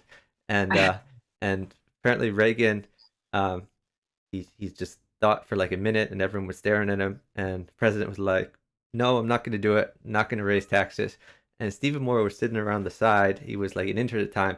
He stood up and cheered. He was like, "Yes!" And then everyone stared at him because interns were supposed to be like never seen or heard and just blend into the background. But so Reagan was apparently able to push back on taxes, but not so much on spending. Well, and see, that's the problem, is that Reagan was right. And Art Laffer was right. Yeah, if you decrease taxes, you're going to give people an incentive to work more. And if they make more money, even though their rate has gone down, they're going to be paying more in taxes. So absolutely. And so instead of saying, okay, taxes are cut, let's cut spending, it was like, yippee, look at all this extra money. So Republicans. And let me point out, because a lot of people get really upset with Republicans, I'd like to distinguish, and I did this on my campaign trail. And by the way, when I ran for VP, my stump speech was why Republican politicians keep selling out freedom. I always make a distinction between the many fine Republican voters who often want smaller government and the politicians, the Republican politicians who are lying to them, who are saying they are giving them smaller government when they're giving them larger government.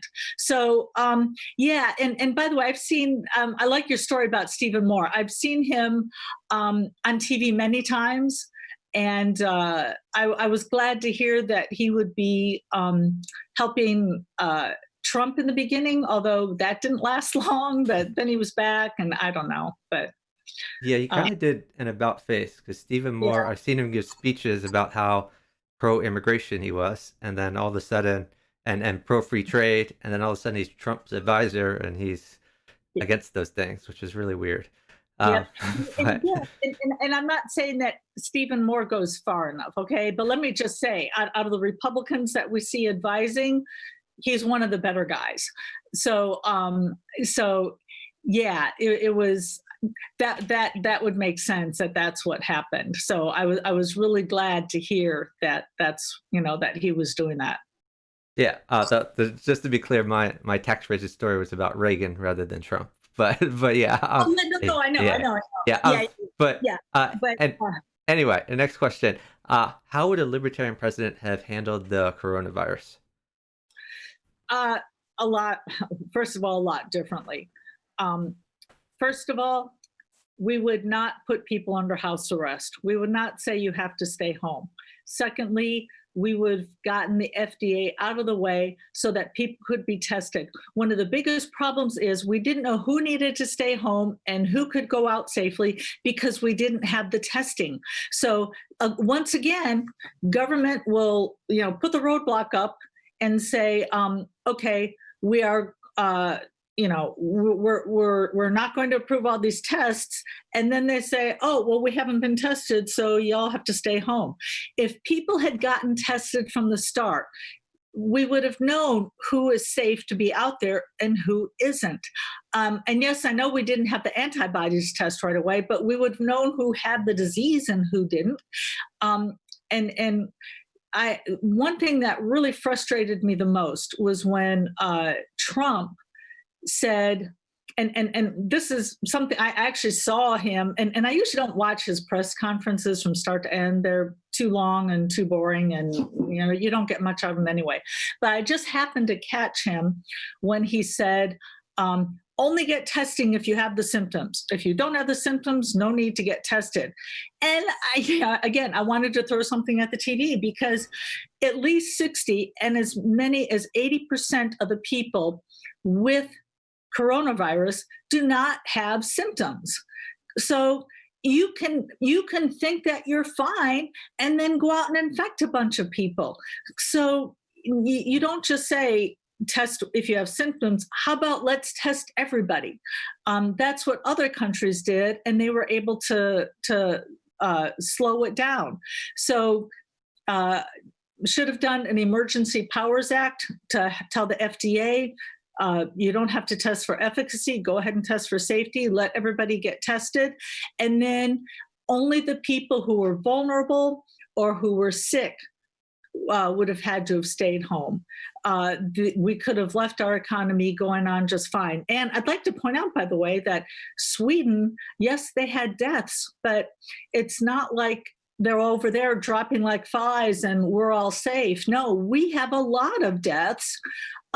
Sweden has had deaths, and yet the stores remained open, the schools remained open, the restaurants remained open, and they got through it. So this next question, probably one you haven't heard before. We're broadcasting on a gaming website. Tell me about your hobbies. Do you play any video games or board games or card games? Okay, yeah, I'm going to really embarrass myself here. When was this? It would have been what? Maybe the mid 90s, late 90s. There was a game called Croc on PlayStation, which I absolutely loved. I was a grown-up at the time in my 30s, and I introduced my sister to it. We were visiting my mom in another state, and we were up all night playing Croc. So I do understand the allure of video games, but that's about the extent of my video games. I loved Tetris and Bubble Spinner. And in fact, I took a screenshot of my very high score in Bubble Spinner. I was very proud of that. But no, my hobbies tend not to be electronic. My hobbies tend to be, well, first of all, I've always exercised pretty much my entire adult life. Unfortunately, I had knee injury, I've had knee surgery, I've had shoulder surgery, probably because I have remained active as an adult. The number one sport that I've played as an adult, believe it or not, is hockey. First roller hockey and then ice hockey. In fact, it was after the '96 campaign that I was the only woman in the over 40 hockey league. Now, it was like pickup games. It wasn't like we went and played Raleigh or Raleigh, North Carolina or anything like that. It was just people out there playing hockey. And I'd like to point out, it was every Wednesday night at 10 o'clock at night. So that's how much I loved playing, that I was out there. I wouldn't get home till close to midnight playing hockey. But I also enjoy running. And lately, I've been doing more running and lifting weights. Although they closed the gyms in my state. Although I would like to point out, the governor said, "Okay, we're closing the gyms down. at 5 o'clock tonight, all the gyms have to be closed. And they closed all the gyms in the entire state. I didn't leave my gym until 3:30 that day. I was there to the last possible minute working out with my personal trainer. And I can Romanian deadlift 100 pounds, eight reps of 100 pounds. So I'm proud of that. And I garden. I mentioned, my composting and my gardening. And I have kids. And I have my first grandson who will be 2 years old this August. When you're running for president, there's not a whole lot of time for hobbies. Interesting. Yeah. So all the gyms closed here in Pennsylvania too, and I was one of the ones that scrambled to build a home gym. So I have a home gym now that I've been using the last few weeks, so I Wow. don't completely Well, wither away. Yeah, and I do have free weights, and I even have like some video, but that's just boring. Yeah. Yeah, I think some people are using like Zoom for their personal training now, but Yes. it's definitely less fun than when you can interact with someone face to face. So next question, what are your campaign's target demographics? Would your outreach lean more conservative, liberal, or in some other direction? Well, independents are the largest growth. If you look at, well, first of all, let me correct a misperception that a lot of people have. A lot of people think that we take mostly from the right. Actually, research shows, and of course, it depends on which state, which race, of course. But in general, libertarians tend to take from the left just as much as they take from the right. But most people are independents. Either they're independents or they don't vote at all. So I strongly believe we need to go after what they call the low hanging fruit. There are something like 40 to 45 million libertarians out there, let me say libertarian leaning people. Either they haven't heard of the party, or they've heard things like with Libertarian Party, they're the ones that want to legalize heroin, or they've heard, the Libertarian Party, you have to be pro-choice to join them. And I want to go after them and explain how, no, if you want smaller government, you belong here. And I know that Lincoln Chafee received a lot of flack. A lot of people were saying he wasn't libertarian enough. And I'd like to point out, I think definitely Lincoln Chafee belongs in our party because I think he is more libertarian than he is Democrat or Republican. But I do agree, I don't think he was ready to be our standard bearer. I think if you're going to be the presidential nominee, I think that you do need to have a thorough understanding of libertarianism, and not only just why you came to the party, but why everybody else. Because here's the thing, if you put 10 people, well, let me correct that, 10 libertarians, you put 10 libertarians in a room, ask them, why did you join the party? You're going to get 10 different reasons. So you have to know, you can't just know your pet reason why you joined.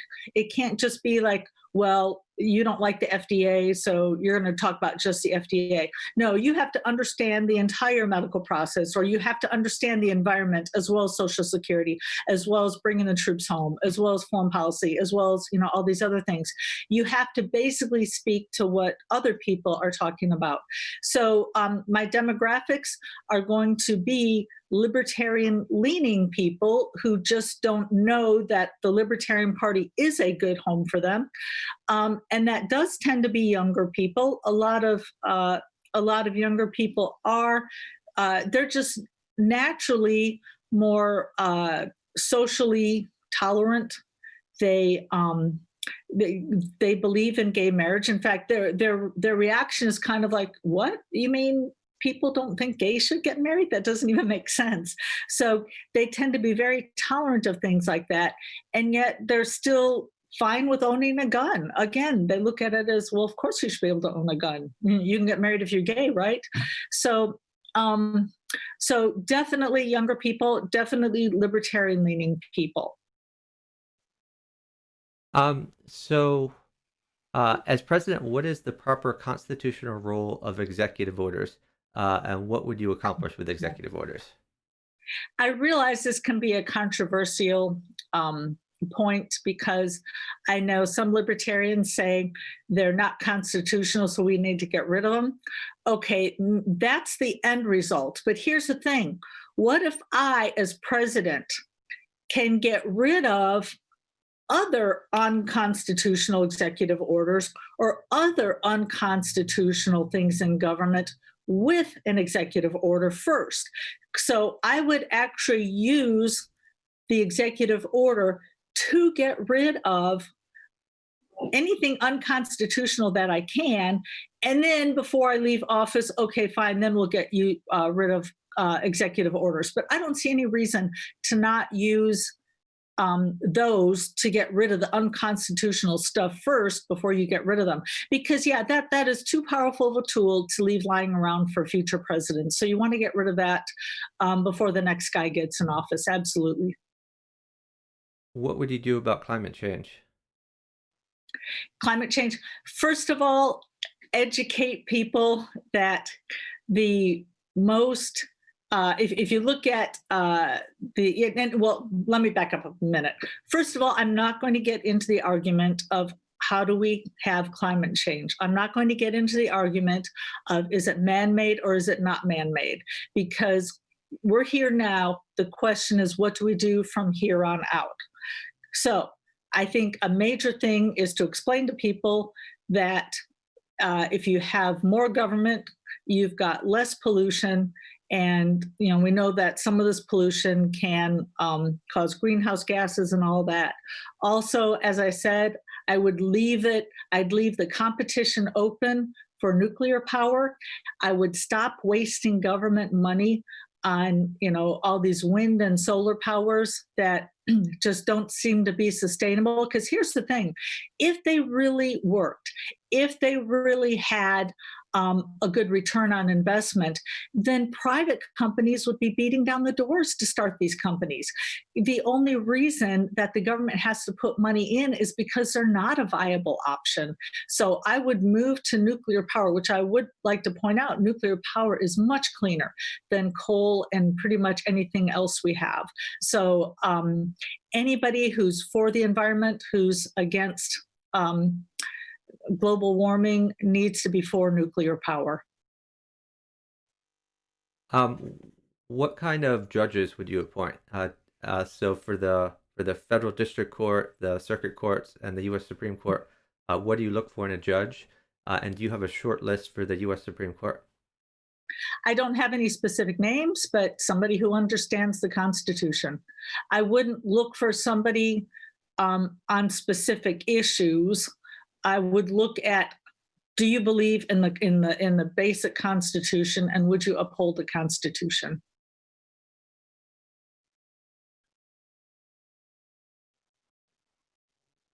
I'm assuming sorry about that. I was typing the chat. I try to mute myself when I type the chat. Okay. Yeah, I was gonna say this kind of sounded like the lightning round to me. So that's yeah. No, that's fine. You can take as long or as short as you want for any of these questions.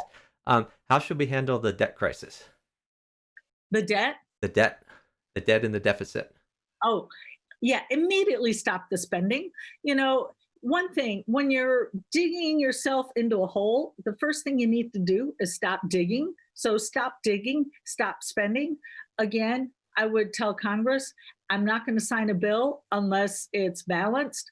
And let's just get government out of everything we can. And again, you look at all the money wasted going to the Department of Education. And we've got, so many other departments that shouldn't even be there. And worse yet, we've got departments that, basically take money from states or the people in the states and then bribe the states to do things to have them get their money back. So the government needs to stop being an expensive middleman. And also bringing home the troops would save a heck of a lot of money. The Republicans and Democrats have a large pool to tap to fill the executive branch with appointees. How would you staff your departments? Do you have anyone in particular in mind for the cabinet level and near that level? No, but they would be libertarians. Back in, I think it was 1993, I was part of, well, they jokingly, we jokingly referred to ourselves as the Atlanta Cabal, but we got together and came up with a proposal for the National Party. And one of those things was to come up with a list of, what we call a shadow cabinet. And that was really a lot of fun to do. We came up with, for instance, Tucker, who had written about the homeless for Department of Housing, and right on down the line.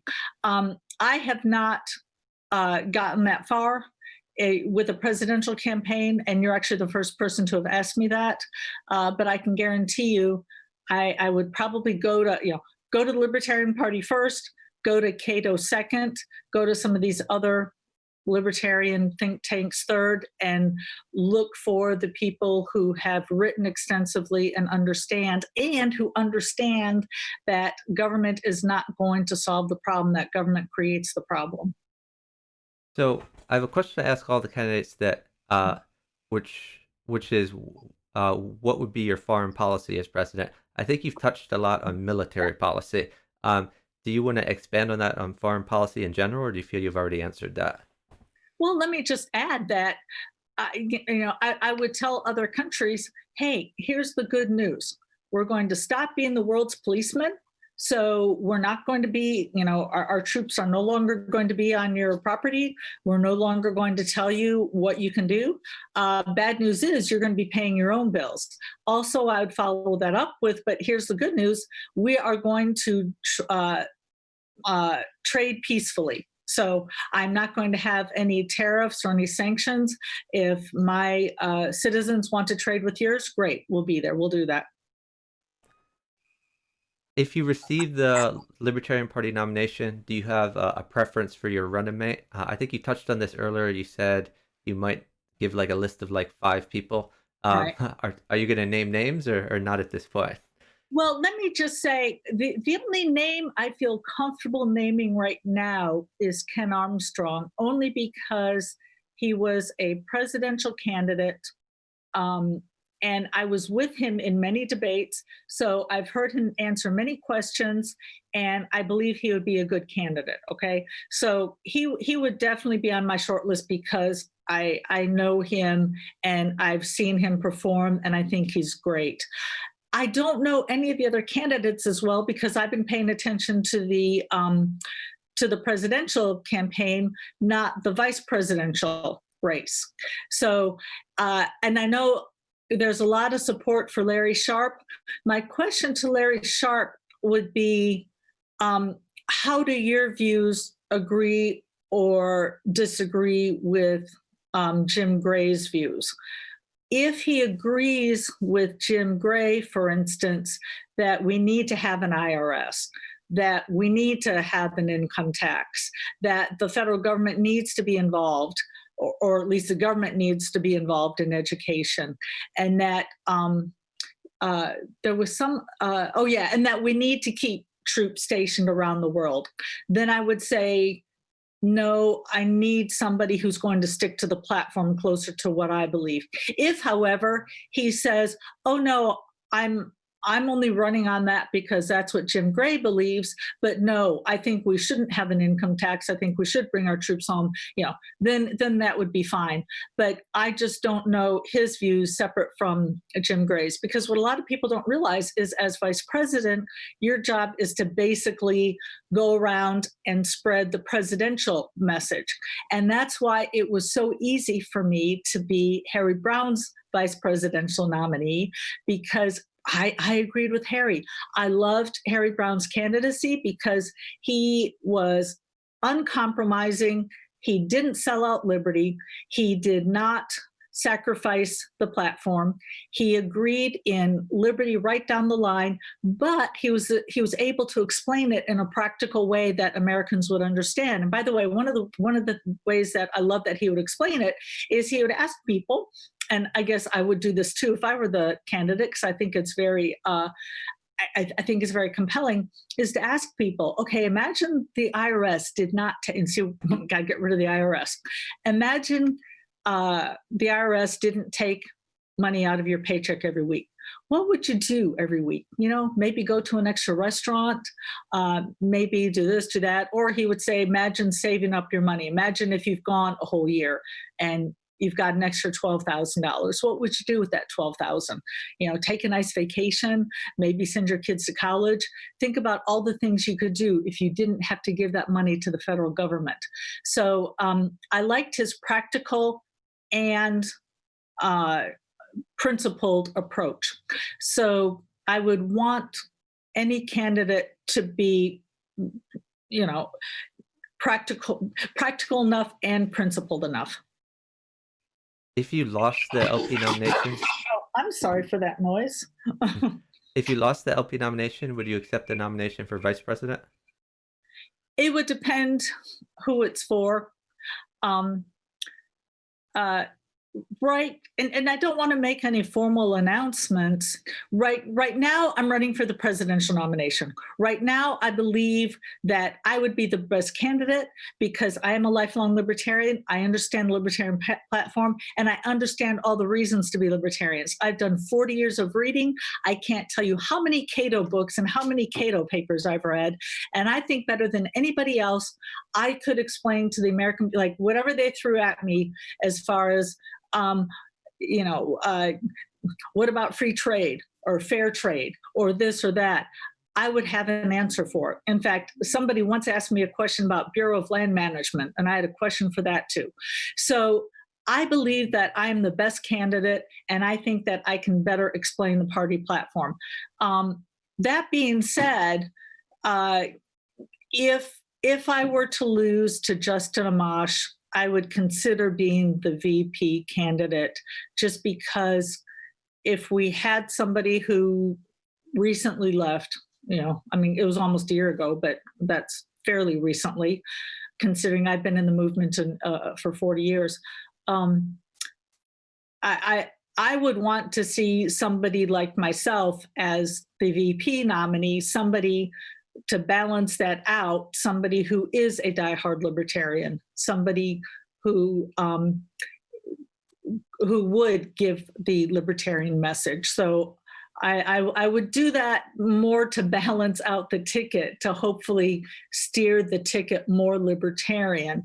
But I don't know what his plans are. I hope if he gets the nomination, he doesn't bring in some outsider who doesn't understand the platform or agree with it 100%. But like I said, right now, I'm just going after the nomination because I think I would be the best person.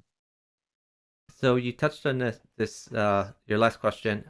What are a few of your favorite libertarian books? Oh, geez. Oh, I just read, let me just include one that I just read, which is Michael Tanner's The Inclusive Society. And I also recently read, and I don't know that this would be called a libertarian book, but it's a great explanation of the healthcare system and the problem. It's called The Cure That Works. Again, it's not like one of these Cato books, but I still recommend it, The Cure That Works. And he talks about Singapore.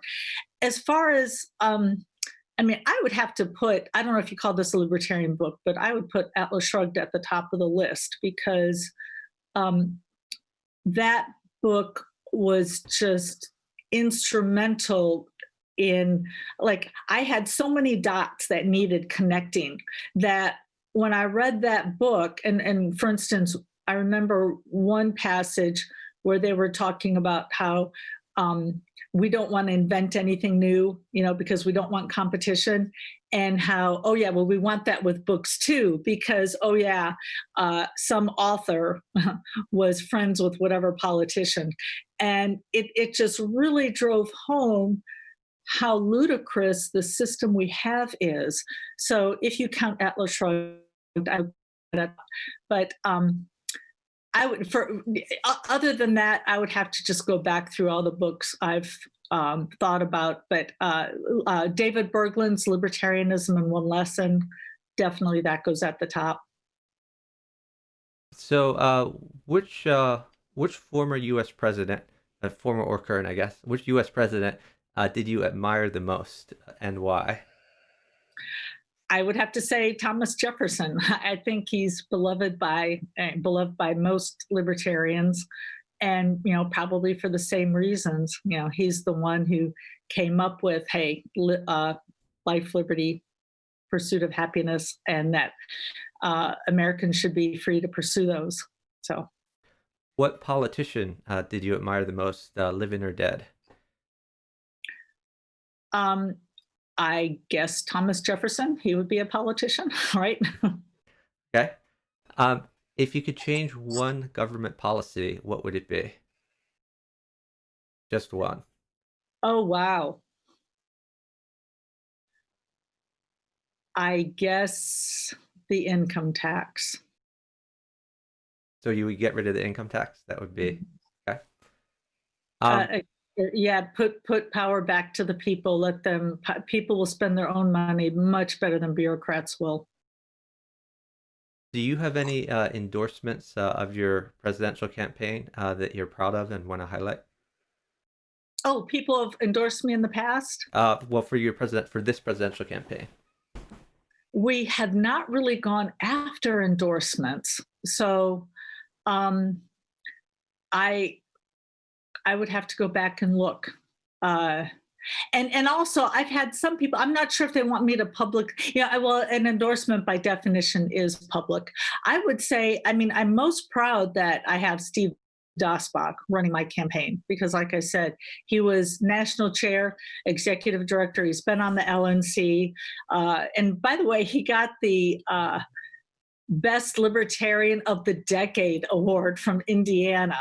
So this guy is just awesome. And I even though I said I've never thought of running for the LNC. I mean, for a while I thought, well, I've been vice president. I was a vice presidential candidate. I wonder if I could run for national chair or something like that. Some kind of leadership role. After seeing Steve Dasbach in action, I realized no, he is. I just don't have enough words to tell you how amazing he is in organization and getting things done, and just being so behind the scenes organized. It's just awesome.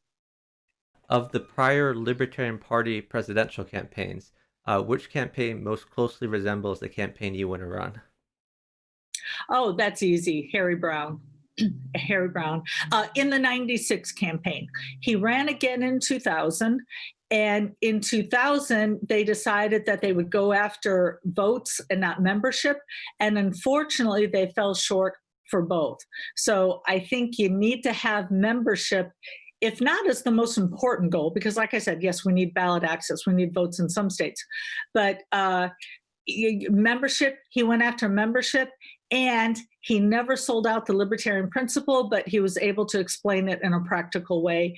And a lot of people listened to him and said, that makes a lot of sense.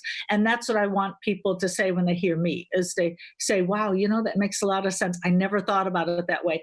And one of the biggest compliments I've gotten from people is when they say, gosh, now, when I read a news article, I just read it differently because I never thought about all these things that you've been mentioning. So they're better at reading between the lines.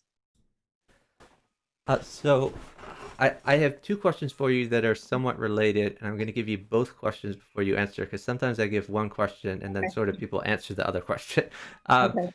So the first is, why are you the best candidate to represent the libertarian brand?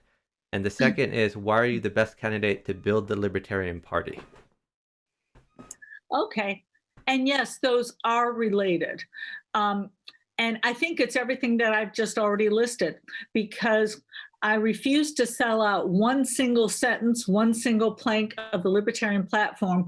But rather than going around and saying, well, it's my money, it's my body, I should be able to do what I want, I'm going around and I can explain to other people why they need to join. After all, I have a background in sales. As I mentioned earlier, I sold for IBM. When I started my own company doing computer software, I realized that I couldn't talk about why it benefited me, why they needed to use my services. I needed to explain why it benefited them. So definitely, I would say it's the fact that I can actually put libertarian principles in understandable, bite-sized pieces of why people should be excited about our party. And as far as growing the party, the membership, again, it's the same reason, because so many people out there think, oh, well, I can't join the party because I can't pass this litmus test. I'm not good enough for the party, or I'm pro-life, so I can't be a part of the party. So I think we need to get the message out there. If you want much smaller government, we're the only party out there.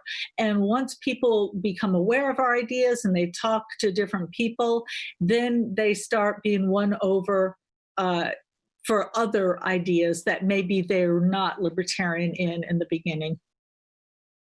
Have you spoken with policy experts at libertarian think tanks? And do you have policy experts advising your campaign? I do not have policy experts on my campaign, which I think says a lot for the success I've had, because I've done this well. As I mentioned, I came in second only to Amash. When, and what's important about this race is this is the first time it was only limited to delegates, because it's the delegates who are going to choose the nominee, not some of these people who aren't even party members. So according to the delegates, I'm coming in a pretty close second to Justin Amash, somebody with great name recognition. So the fact that I've been able to do as much as I've done without any policy experts, I think speaks worlds about my talent for doing that. And once I have a campaign, once I have the nomination, now, yes, I can get all of these people who are, and I've actually spoken to some people, I won't name names, I've spoken to some people who are supporting other candidates who said, absolutely, if you win the nomination, I'm going to come over and I'm going to actually start. I would love to advise you if you get the nomination. And I would say that in the VP race, I was in contact with Michael Tanner quite a bit. Michael is at the Cato Institute, been there for a long time, and his issues are mainly domestic, so healthcare, Social Security, welfare, and those things. Oh, and since we're kind of on the topic of experts here, this is something that here's exclusive to your show that I've never mentioned on any other show or debate, which is I was honored by being, basically I flew with Milton Friedman, and this would have been 1980. I flew with Milton Friedman on a private jet from California to Texas, and it was a pretty awesome experience. So. If you receive the nomination, will you campaign full-time for the general election, or will you be balancing the campaigning out with your election job or your consultant? So I would not be doing consulting. I've got a partner for that. So that would be to the side. As far as now, I do teach the and I'm kind of surprised that, well, I hate to say this because I've got like one of the best bosses ever, but the only reason I've been able to campaign is that my boss and the scheduler in the department at Clemson have worked around my schedule, and I've only got Tuesday, Thursday evening classes, and that's it. And then I'm teaching an online class in the summer, but right now I don't have a job. I check my email every day at Clemson just to see if there's any student emergencies, but basically I don't have to teach at summer at all, during the summer at all. I'm going to teach just one section in July, and it's an online class, so virtually full time. And it depends on how big. If the campaign is big enough in the fall, I can even have somebody else teach my class. So, but I've been doing this, as I said, I've been going to, from January to March, every week I was going to 2 or 3 different states. So if you saw me on the stage, I don't think you would know what my schedule was compared to people who were campaigning full time. And you know what they say, if you want something done, give it to a busy person, because busy people somehow manage to get more done. So they've learned what they need to do to get stuff done. I have heard that saying, and I have found that to be true. Yes. Um, so, what kind of campaign will you run? Um, will you travel a lot to speaking events, or will you run a media-focused campaign? And will you campaign with down-ticket libertarian candidates? And I know this may be changed by the whole COVID epidemic, but I guess answer if in two ways. If all of a sudden we find a cure in Yeah. August, and if we don't find a cure through the general election. Yeah, well, first of all bets are off the table with the virus. We don't know what's going on with that. But absolutely, I would campaign with down ballot candidates. In fact, one of my, now, if you'd asked me for my best US House, uh, you know, uh, most memorable thing from when I ran for US House, it's when Nancy Lord came to Greenville to support me. And I had a great campaign manager. And by the way, I've had a lot of people ask me, well, how do we reach out to the LGBT community? Well, here's how I reached out to them. He and his partner, he was gay, he and his partner owned, excuse me, like one of those entertainment type newspaper things that that you pick up free around town. Um, and he interviewed me for his newspaper, and he loved my campaign so much that he actually joined and became my campaign manager. So that really introduced me into the community. But he was well connected with the community, knew a lot of the bar owners, and Nancy Lord and I actually got on stage to a sold out crowd at I don't want to call it a bar, but bar, restaurant, venue kind of place where music played. And we actually got, I don't know if it's called body surfing or what, where the people pass you when you're on your back, like they do at the concerts. Like there was a famous video with, I can't think, I'm getting, Pearl Jam. Yeah. The singer Eddie Vedder of Pearl Jam, they show the crowd passing him around. That's what they did to Nancy Lord and me back in the 90s. So absolutely, I would go out and campaign for the down ballot, because that's something that the presidential candidate should do. And the presidential candidate has more practice answering those kinds of questions. And I'd like to mention one other thing. The other thing I would do to help the down ballot candidates, other than just passing along names, is whatever research staff I have for my campaign, and keep in mind I have a PhD, so research is important. I don't like going out and just making stuff up. So I would have researchers researching current events. So what we came up with for talking points, we would share at least with the U.S. House and Senate candidates, because those issues would be the same ones. So, but you have to balance. Here's the thing. You can reach more people online. If I wanted to, after your interview, I could just interview with somebody else. So, of course, you could do more interviews online. But there's something about being in person, and especially if there's a candidate that's really making progress, and to have an in-person campaign rally, having the presidential candidate there might add more excitement. And my campaign has already talked about this, where we would prefer to go instead of the larger cities would be the smaller cities where we would get more press. If you show up in, I don't know, Houston, Texas, for instance, you're not going to get a lot of coverage, media coverage, because that's a big city. They got a lot of stuff going on. So you go to the more the medium-sized cities where you would be like the headliner. And cities like that I'm from in Greenville. And Greenville has actually been very good, again, because we're a smaller city. When I ran for U.S. House, I was actually asked to be in the debate between Liz Patterson was the U.S. Congresswoman at the time, and then Bob Inglis was challenging her along with me, and Bob ended up winning that race. But they were like, sure, come on stage. I was in the debate, the televised debate. they didn't think twice about it. And by the way, the Greenville News referred to me as the rose between two thorns because I was in the middle of coming up with reasonable answers while Bob Inglis and Liz Patterson were just throwing barbs at each other, where they were just kind of fighting each other. So it's towns like this size where you can get more bang for the buck because they don't have as many other things going on in the city to report on. So for those in the audience who might not know, Nancy Lord was a vice presidential candidate before Dr. Jorgensen, and she, I think, under Moreau, is that right? In Yeah, 90, Andre Moreau, yep. yeah, yeah. Moreau So Lord, so we're 92. talking two women vice presidential candidates, though you afterwards heard before that were crowd surfing.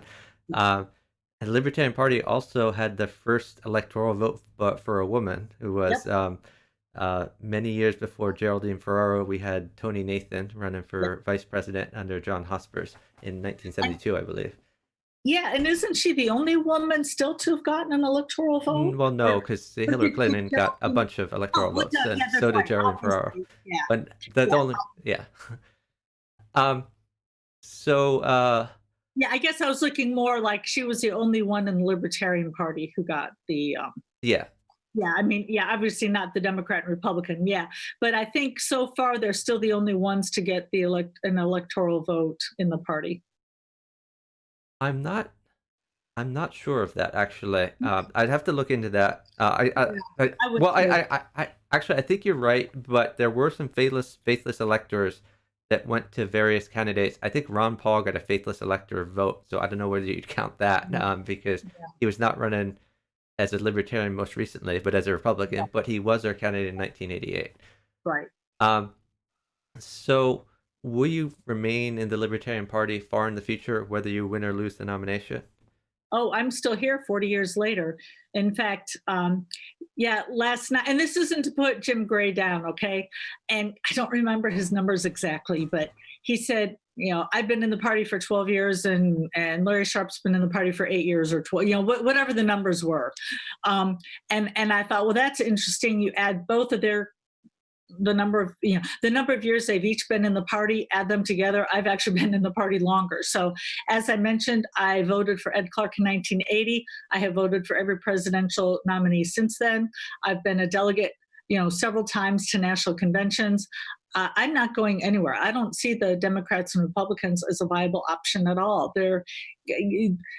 Once the libertarian philosophy becomes a part of you, it's hard to really leave that. So that's the end of my prepared questions. I do have some questions from the audience, time Okay. permitting. We've already gone 2.5 hours, but if you have more time to talk, I'd like to ask you some of these questions, if that's okay. Oh, absolutely. And I'm sorry, probably I could have given you shorter answers, but I thought, wow, we got 2 hours Oh, to fill. I have all the time in the world, so it doesn't matter to me. I did have one other candidate, Adam Kokesh, who had to leave real quick because he didn't understand the time constraints. But everyone else has been able to talk longer, which is great. Yeah, no, that's what you told me. Time is no object is kind of what you said. So Yeah, I'm taking advantage of that. excellent. Okay, so the audience questions, some of them are from non-libertarians and might not be as generous Okay. as mine, but we'll see how you can answer more hard-hitting questions. Yeah.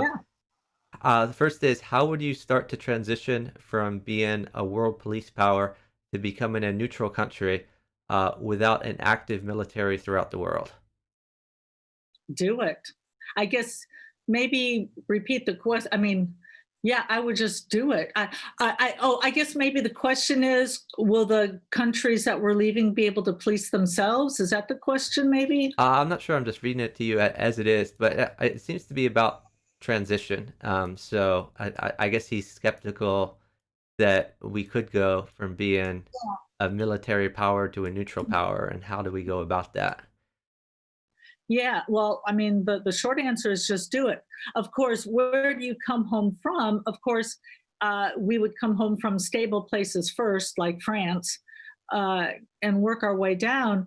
But but here's the thing: a, a, the whole idea of being the world's policeman is to make the world safer, but we haven't seen a safer world. As I mentioned before with bin Laden, what happens is we go to other countries and other people see us as a threat. And also, a lot of Americans don't really stop to think, geez, how would I feel if, I don't know, armies, soldiers from Iran moved into my neighborhood and started policing my streets? We're so used to being the policeman of the world that we don't even think about it being done to us. And again, some of that thing, one of the questions that's kind of related to that is, well, isn't that isolationist? If you pull all your people home, isn't that isolationist? And no, because I would try to immediately replace that with trade. So yeah, we're taking our soldiers home, but hey, I'm going to take off the tariffs. Your people can freely trade with us. Why isn't libertarianism happening anywhere if it's such a good system?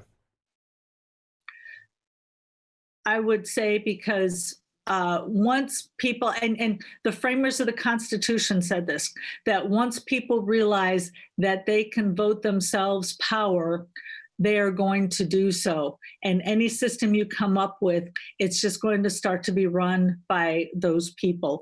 Again, I urge anybody, go back and read Animal Farm. That's what we've got. So you've got, the leader in Ethiopia. You've got Saddam Hussein. You've got, whatever leaders around the world you want to look at.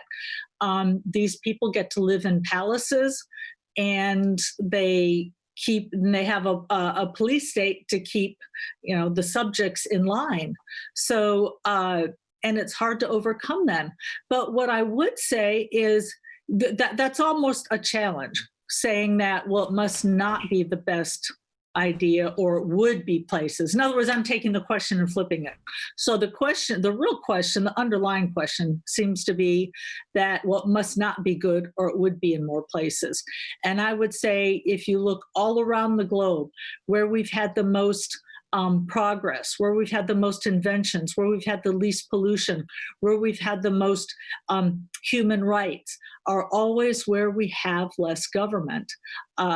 People, there are always going to be evil people. Charles Manson was evil. Hitler was evil. Some people get the power of government and they use it against people. And I think if we can show, well, we have shown how much better off we are here, then maybe people will start demanding it. But if you've got a dictator as a leader, what can you do? That's really hard. And I would just urge that we get there, that we head back in the other direction before we get so far that we do have a dictator. And let me quickly add, a lot of people are looking at Trump as, oh, geez, is he going to leave office? Like maybe he's our new dictator. I think that's overblown. I think Trump will leave office happily after 8 years, or 4 years, depending on the election. But if we continue down this road, yeah, eventually we will have a dictator. We need to stop that. Do you think taxpayers should have to pay for abortions? Absolutely not. That's an easy one. Absolutely not. Neither should nuns. I am appalled that, we heard the story about the nuns having to jump through all of those hoops to not have to provide health care that paid for abortions.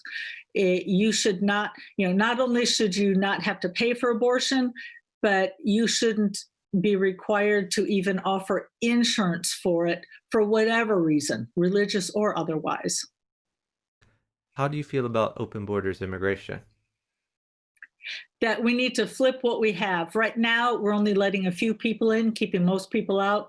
We need to flip that, let other people in. And not just to help the people coming into our country, but to help our country. Because if you look at the statistics, when we get immigrants in this country, we actually come out ahead, both financially and pretty much every other which way. And I know that what the news media has been doing is they will parade, here's one person who is an immigrant excuse me, drunk driving or killed somebody or whatever.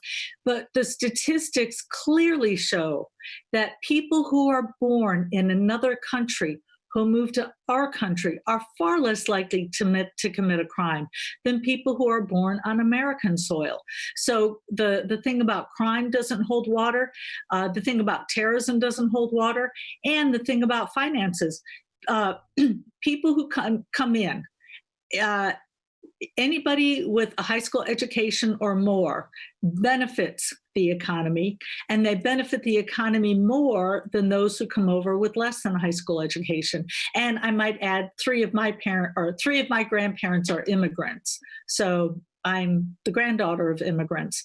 And this is one of the ways that's made this country great, why we've got great innovation, and why we come up with so much, because we've got a large, diverse group of people who are hardworking, who are trying to make their lives better. So I have another skeptical question for you, which is Okay. libertarians are trying to build a movement. By the time the party actually has influence, will the damage already be irrevocably done by the socialists? Gosh, I hope not. That's my short answer to that question. Can you repeat the whole question again? Libertarians are trying to build a movement. By the time the party actually has influence, will the damage already be irrevocably done by the socialists? Yeah, so I think we've all heard the thing about, if you look at the socialist platform of the 1920s, even though a socialist was never elected as president or into Congress until recently, that every one of the socialist planks, like Social Security and everything, has been imparted. Libertarians have been able to do that somewhat, in that we have had libertarians running for office who have changed the conversation of the other people running for office. And I know one thing, like, for instance, Bob Barr uh, credits the libertarians from keeping him from being elected in Georgia, because basically of the drug laws, because libertarians were against, he was very much for the drug laws, and the libertarians got out there and campaigned against. So I'm an eternal optimist, and here's the one good thing about, and of course the virus has been just tragic, and I don't want to sound gleeful like some of these people in the media do. One good thing that has resulted from the tragedy is I have seen so many Americans, like look at the people up in Michigan and some of these other places, Texas, who are saying, what do you mean the government's telling me I can't go to work? What do you mean I have to stay, in my house under house arrest? So people are beginning to wake up to just how powerful the government is, and how we need to do something. Okay, I'm going to rephrase this next question a little to make it a little bit less confrontational, but still the thrust of the question. Well, are you sure you don't Do want you to? think if we Sure. legalize illicit drugs, would that open the door for big pharma to push those drugs, much like Coca-Cola pushes soda? Um, you don't have to, but can you read the antagonistic question? Okay. Or Do you the think words? that legalizing illicit drugs would open the door for big pharma to be able to further poison the world? Okay. Um, well, obviously, no. One thing, here's the thing. If here's my question to that person: is are you an alcoholic? Just because alcohol is legal, are you drunk all the time and unable to hold a job or anything like that? I mean, we've got alcohol that's legal, and Americans have shown that they're, for the most part, fairly responsible with alcohol. It's not like, oh, the whole world goes crazy and now all of us every night get drunk. That's not what happens. The people who take alcohol to an excess are a minority, and the same would happen. But here's my question: is and by the way, let me point out, it's big pharma that is trying to keep marijuana from being legal because they don't want to have to compete. So my answer also is, how do we know that drug use would actually go up? In fact, in some instances, when we legalize marijuana, if we look at teenagers, for instance, teenage use has gone down, because if it's illegal, where do you get your profits? By going out, selling it on the street, selling it to high school kids and so forth. You're not going to do that if it's legal. Again, you don't have alcohol store owners trying to sell gin on the playgrounds at the school or in the high school. So yeah, I think I answered the question, but Okay. Oh, go ahead if you have I more. would like to know if I did. It's hard to do. It's hard to do too when I can't see the person. But yeah, in fact, let's look at alcohol prohibition. If we look at how alcohol was used in the 20s versus how it was used, if we look at alcohol prohibition and then what it looked like after alcohol prohibition, we basically saw a very small increase generally, but there was a decrease in the hard use. So I would say that there's absolutely no reason to think that drugs would be any different from alcohol. And what we learned from alcohol prohibition is that people handled alcohol just as responsibly when it was illegal as when it was legal, that we did not see alcohol use spike up. Okay. Yeah, and let me mention, Chuck, I think these are the first questions I'm getting from non-libertarians. So this is great practice. I did arrive at the right answer, although it took me 3 to get there. Okay, my next one prefaced himself. So he says, so I have a really stupid question. Libertarians believe in property rights. What if all property rights owners of a country make it illegal to have drugs on their property? Would it keep drugs out of the country? Well, I would say that question is like, what if green men from Mars land in our country and then they take over and they do whatever? I mean, the beauty of having property rights is that there are different people with different philosophies who make their own choices. So the chances that every single property owner is going to be against drugs is almost, the same chance as green Martians coming in from outer space. So I would suggest that having property ownership by individuals would increase diversity, not decrease it, just because so many people have so many different beliefs and ideas, whether it's religion, drugs, whatever. And the final question from the chat, how would you punish or help a recovering crack addict or a withdrawing heroin addict if they start breaking laws which happened as a direct result of their dependency? Okay, well, first of all, I would never punish for the actual use of the drug. Because I don't see that as a crime. As we say, if there's no victim, there's no crime. Actually, using a drug does not create a victim in anyone else. Now, once you go out and commit some other crime, such as burglary, absolutely you need to be held accountable. Now, there are different, let me just bring up, and let me also point out, first of all, this is a general libertarian question because this is something that the president wouldn't be involved with. This is a local question. But I can tell you, for instance, in Greenville, we had a mental health law passed, would be in the state, in which, let's say you committed a crime because you have a mental illness. Let's say because you're bipolar, you ended up breaking a bunch of stuff in the store, whereas you normally wouldn't have done that.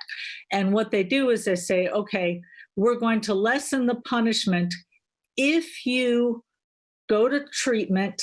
If you uh, get medication or whatever you need, and if you continue with therapy, so this doesn't happen again, because the crime's already committed. So you've got two choices. You can either not treat the problem and let the person, serve jail time for 2 years, 5 years, whatever, and go commit the crime again, or you can bribe the person by saying, "Tell you what, if you go through all these steps, you'll still get punished, but the punishment will be less, and hopefully long term you'll be a better citizen." But keep in mind that one of the problems of having drugs being illegal is that people resist going to drug treatment because, in order to go to drug treatment, you got to say, "Hey, I'm doing something that's illegal." And a lot of people will hide this from their family because they don't want to be turned into the cops. Judge Gray talked about that a bit in his interview. There's a technical term for it. I forget what it is off the top of my head. It's like sidelining or sidestepping or somewhat like the justice system, and I'm sure those aren't the words. But that's interesting. Would the person also have to pay restitution to who they harm? In your example, if someone bipolar breaks a bunch of dishes in a store, would they pay restitution also, or is this only a Yes. criminal thing? Yeah, well, as much as possible. One of the problems that I have with the legal system, with the justice system, is that people often don't have to pay restitution. And, drugs or no drugs, alcohol or no alcohol. So I would rather have a system in which is more restitution oriented. I'd rather have somebody stole money from me. I'd rather them pay me back than, sit in jail for shorter and pay me back than to sit in jail for longer, because how is sitting in jail longer going to help me? Now, it's going to keep the person away from other people and prevent crimes from other people. But, restitution, our country just has not been good with restitution, period. So put it this way, I would not treat somebody who did it because of a mental illness or because of drugs differently because of it. So if somebody has to pay restitution uh, without a mental illness or under the influence, then yes, the same rules should apply. However, I think there needs to be, and I hate to call it, but it's basically a bribe. Hey, you can get a shorter sentence if you go to treatment, and we make sure that this doesn't help, or that you're a productive citizen in the future and this doesn't happen again. Because part of the justice system, one is punishment. The other thing is to prevent future crimes. And a lot of times we look at preventing future crimes by just keeping them in jail where they can't commit future crimes. But we also need to look at it as, can we rehabilitate the person so that the person isn't as likely to commit crimes? And I did remember the term. The technical term is diversion, where you. Diversion. Yeah.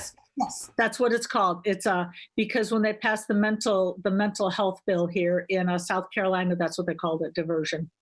So that covers all of my pre-written questions and all the audience questions. Is there anything you want to add that we haven't talked about? Well, I said it at the beginning, but let me mention my website is joj2020.com. That's joj2020.com. I'd love for you to check me out, and I'd be happy to answer any questions that you have. Well, thank you very much for sitting down and talking with me. I really appreciate it. And so for the folks out at home, we will be selecting our presidential candidate at the Libertarian National Convention, which, as of this past weekend, has been changed around a little bit. So there will be an online presidential portion, which will be a Memorial Day weekend. And then we'll hold the rest of the convention in person. I believe it's scheduled for Orlando in mid-July. But that's just a few weeks from now. So good luck to you. Thank you. So for the people in the chat, I am going, as is the tradition with Twitch, I'm going to send you to another stream to continue viewing. And I will take this video and I will post this up on YouTube and advertise it around for libertarians, so you all can watch it later and find more about Joe Jorgensen, who Oh, wow, that raid didn't work. That's kind of weird. I'll raid someone else. That's okay. Um, so I really appreciate everyone watching. I really appreciate Dr. Jo Jorgensen for sitting down with me. And you can go to her website to learn more about her. And oh, wait, I guess that raid did work. I don't understand. I'm sorry, the weird technical difficulties, but okay. Everyone have a great night, great afternoon. Bye. Thanks. And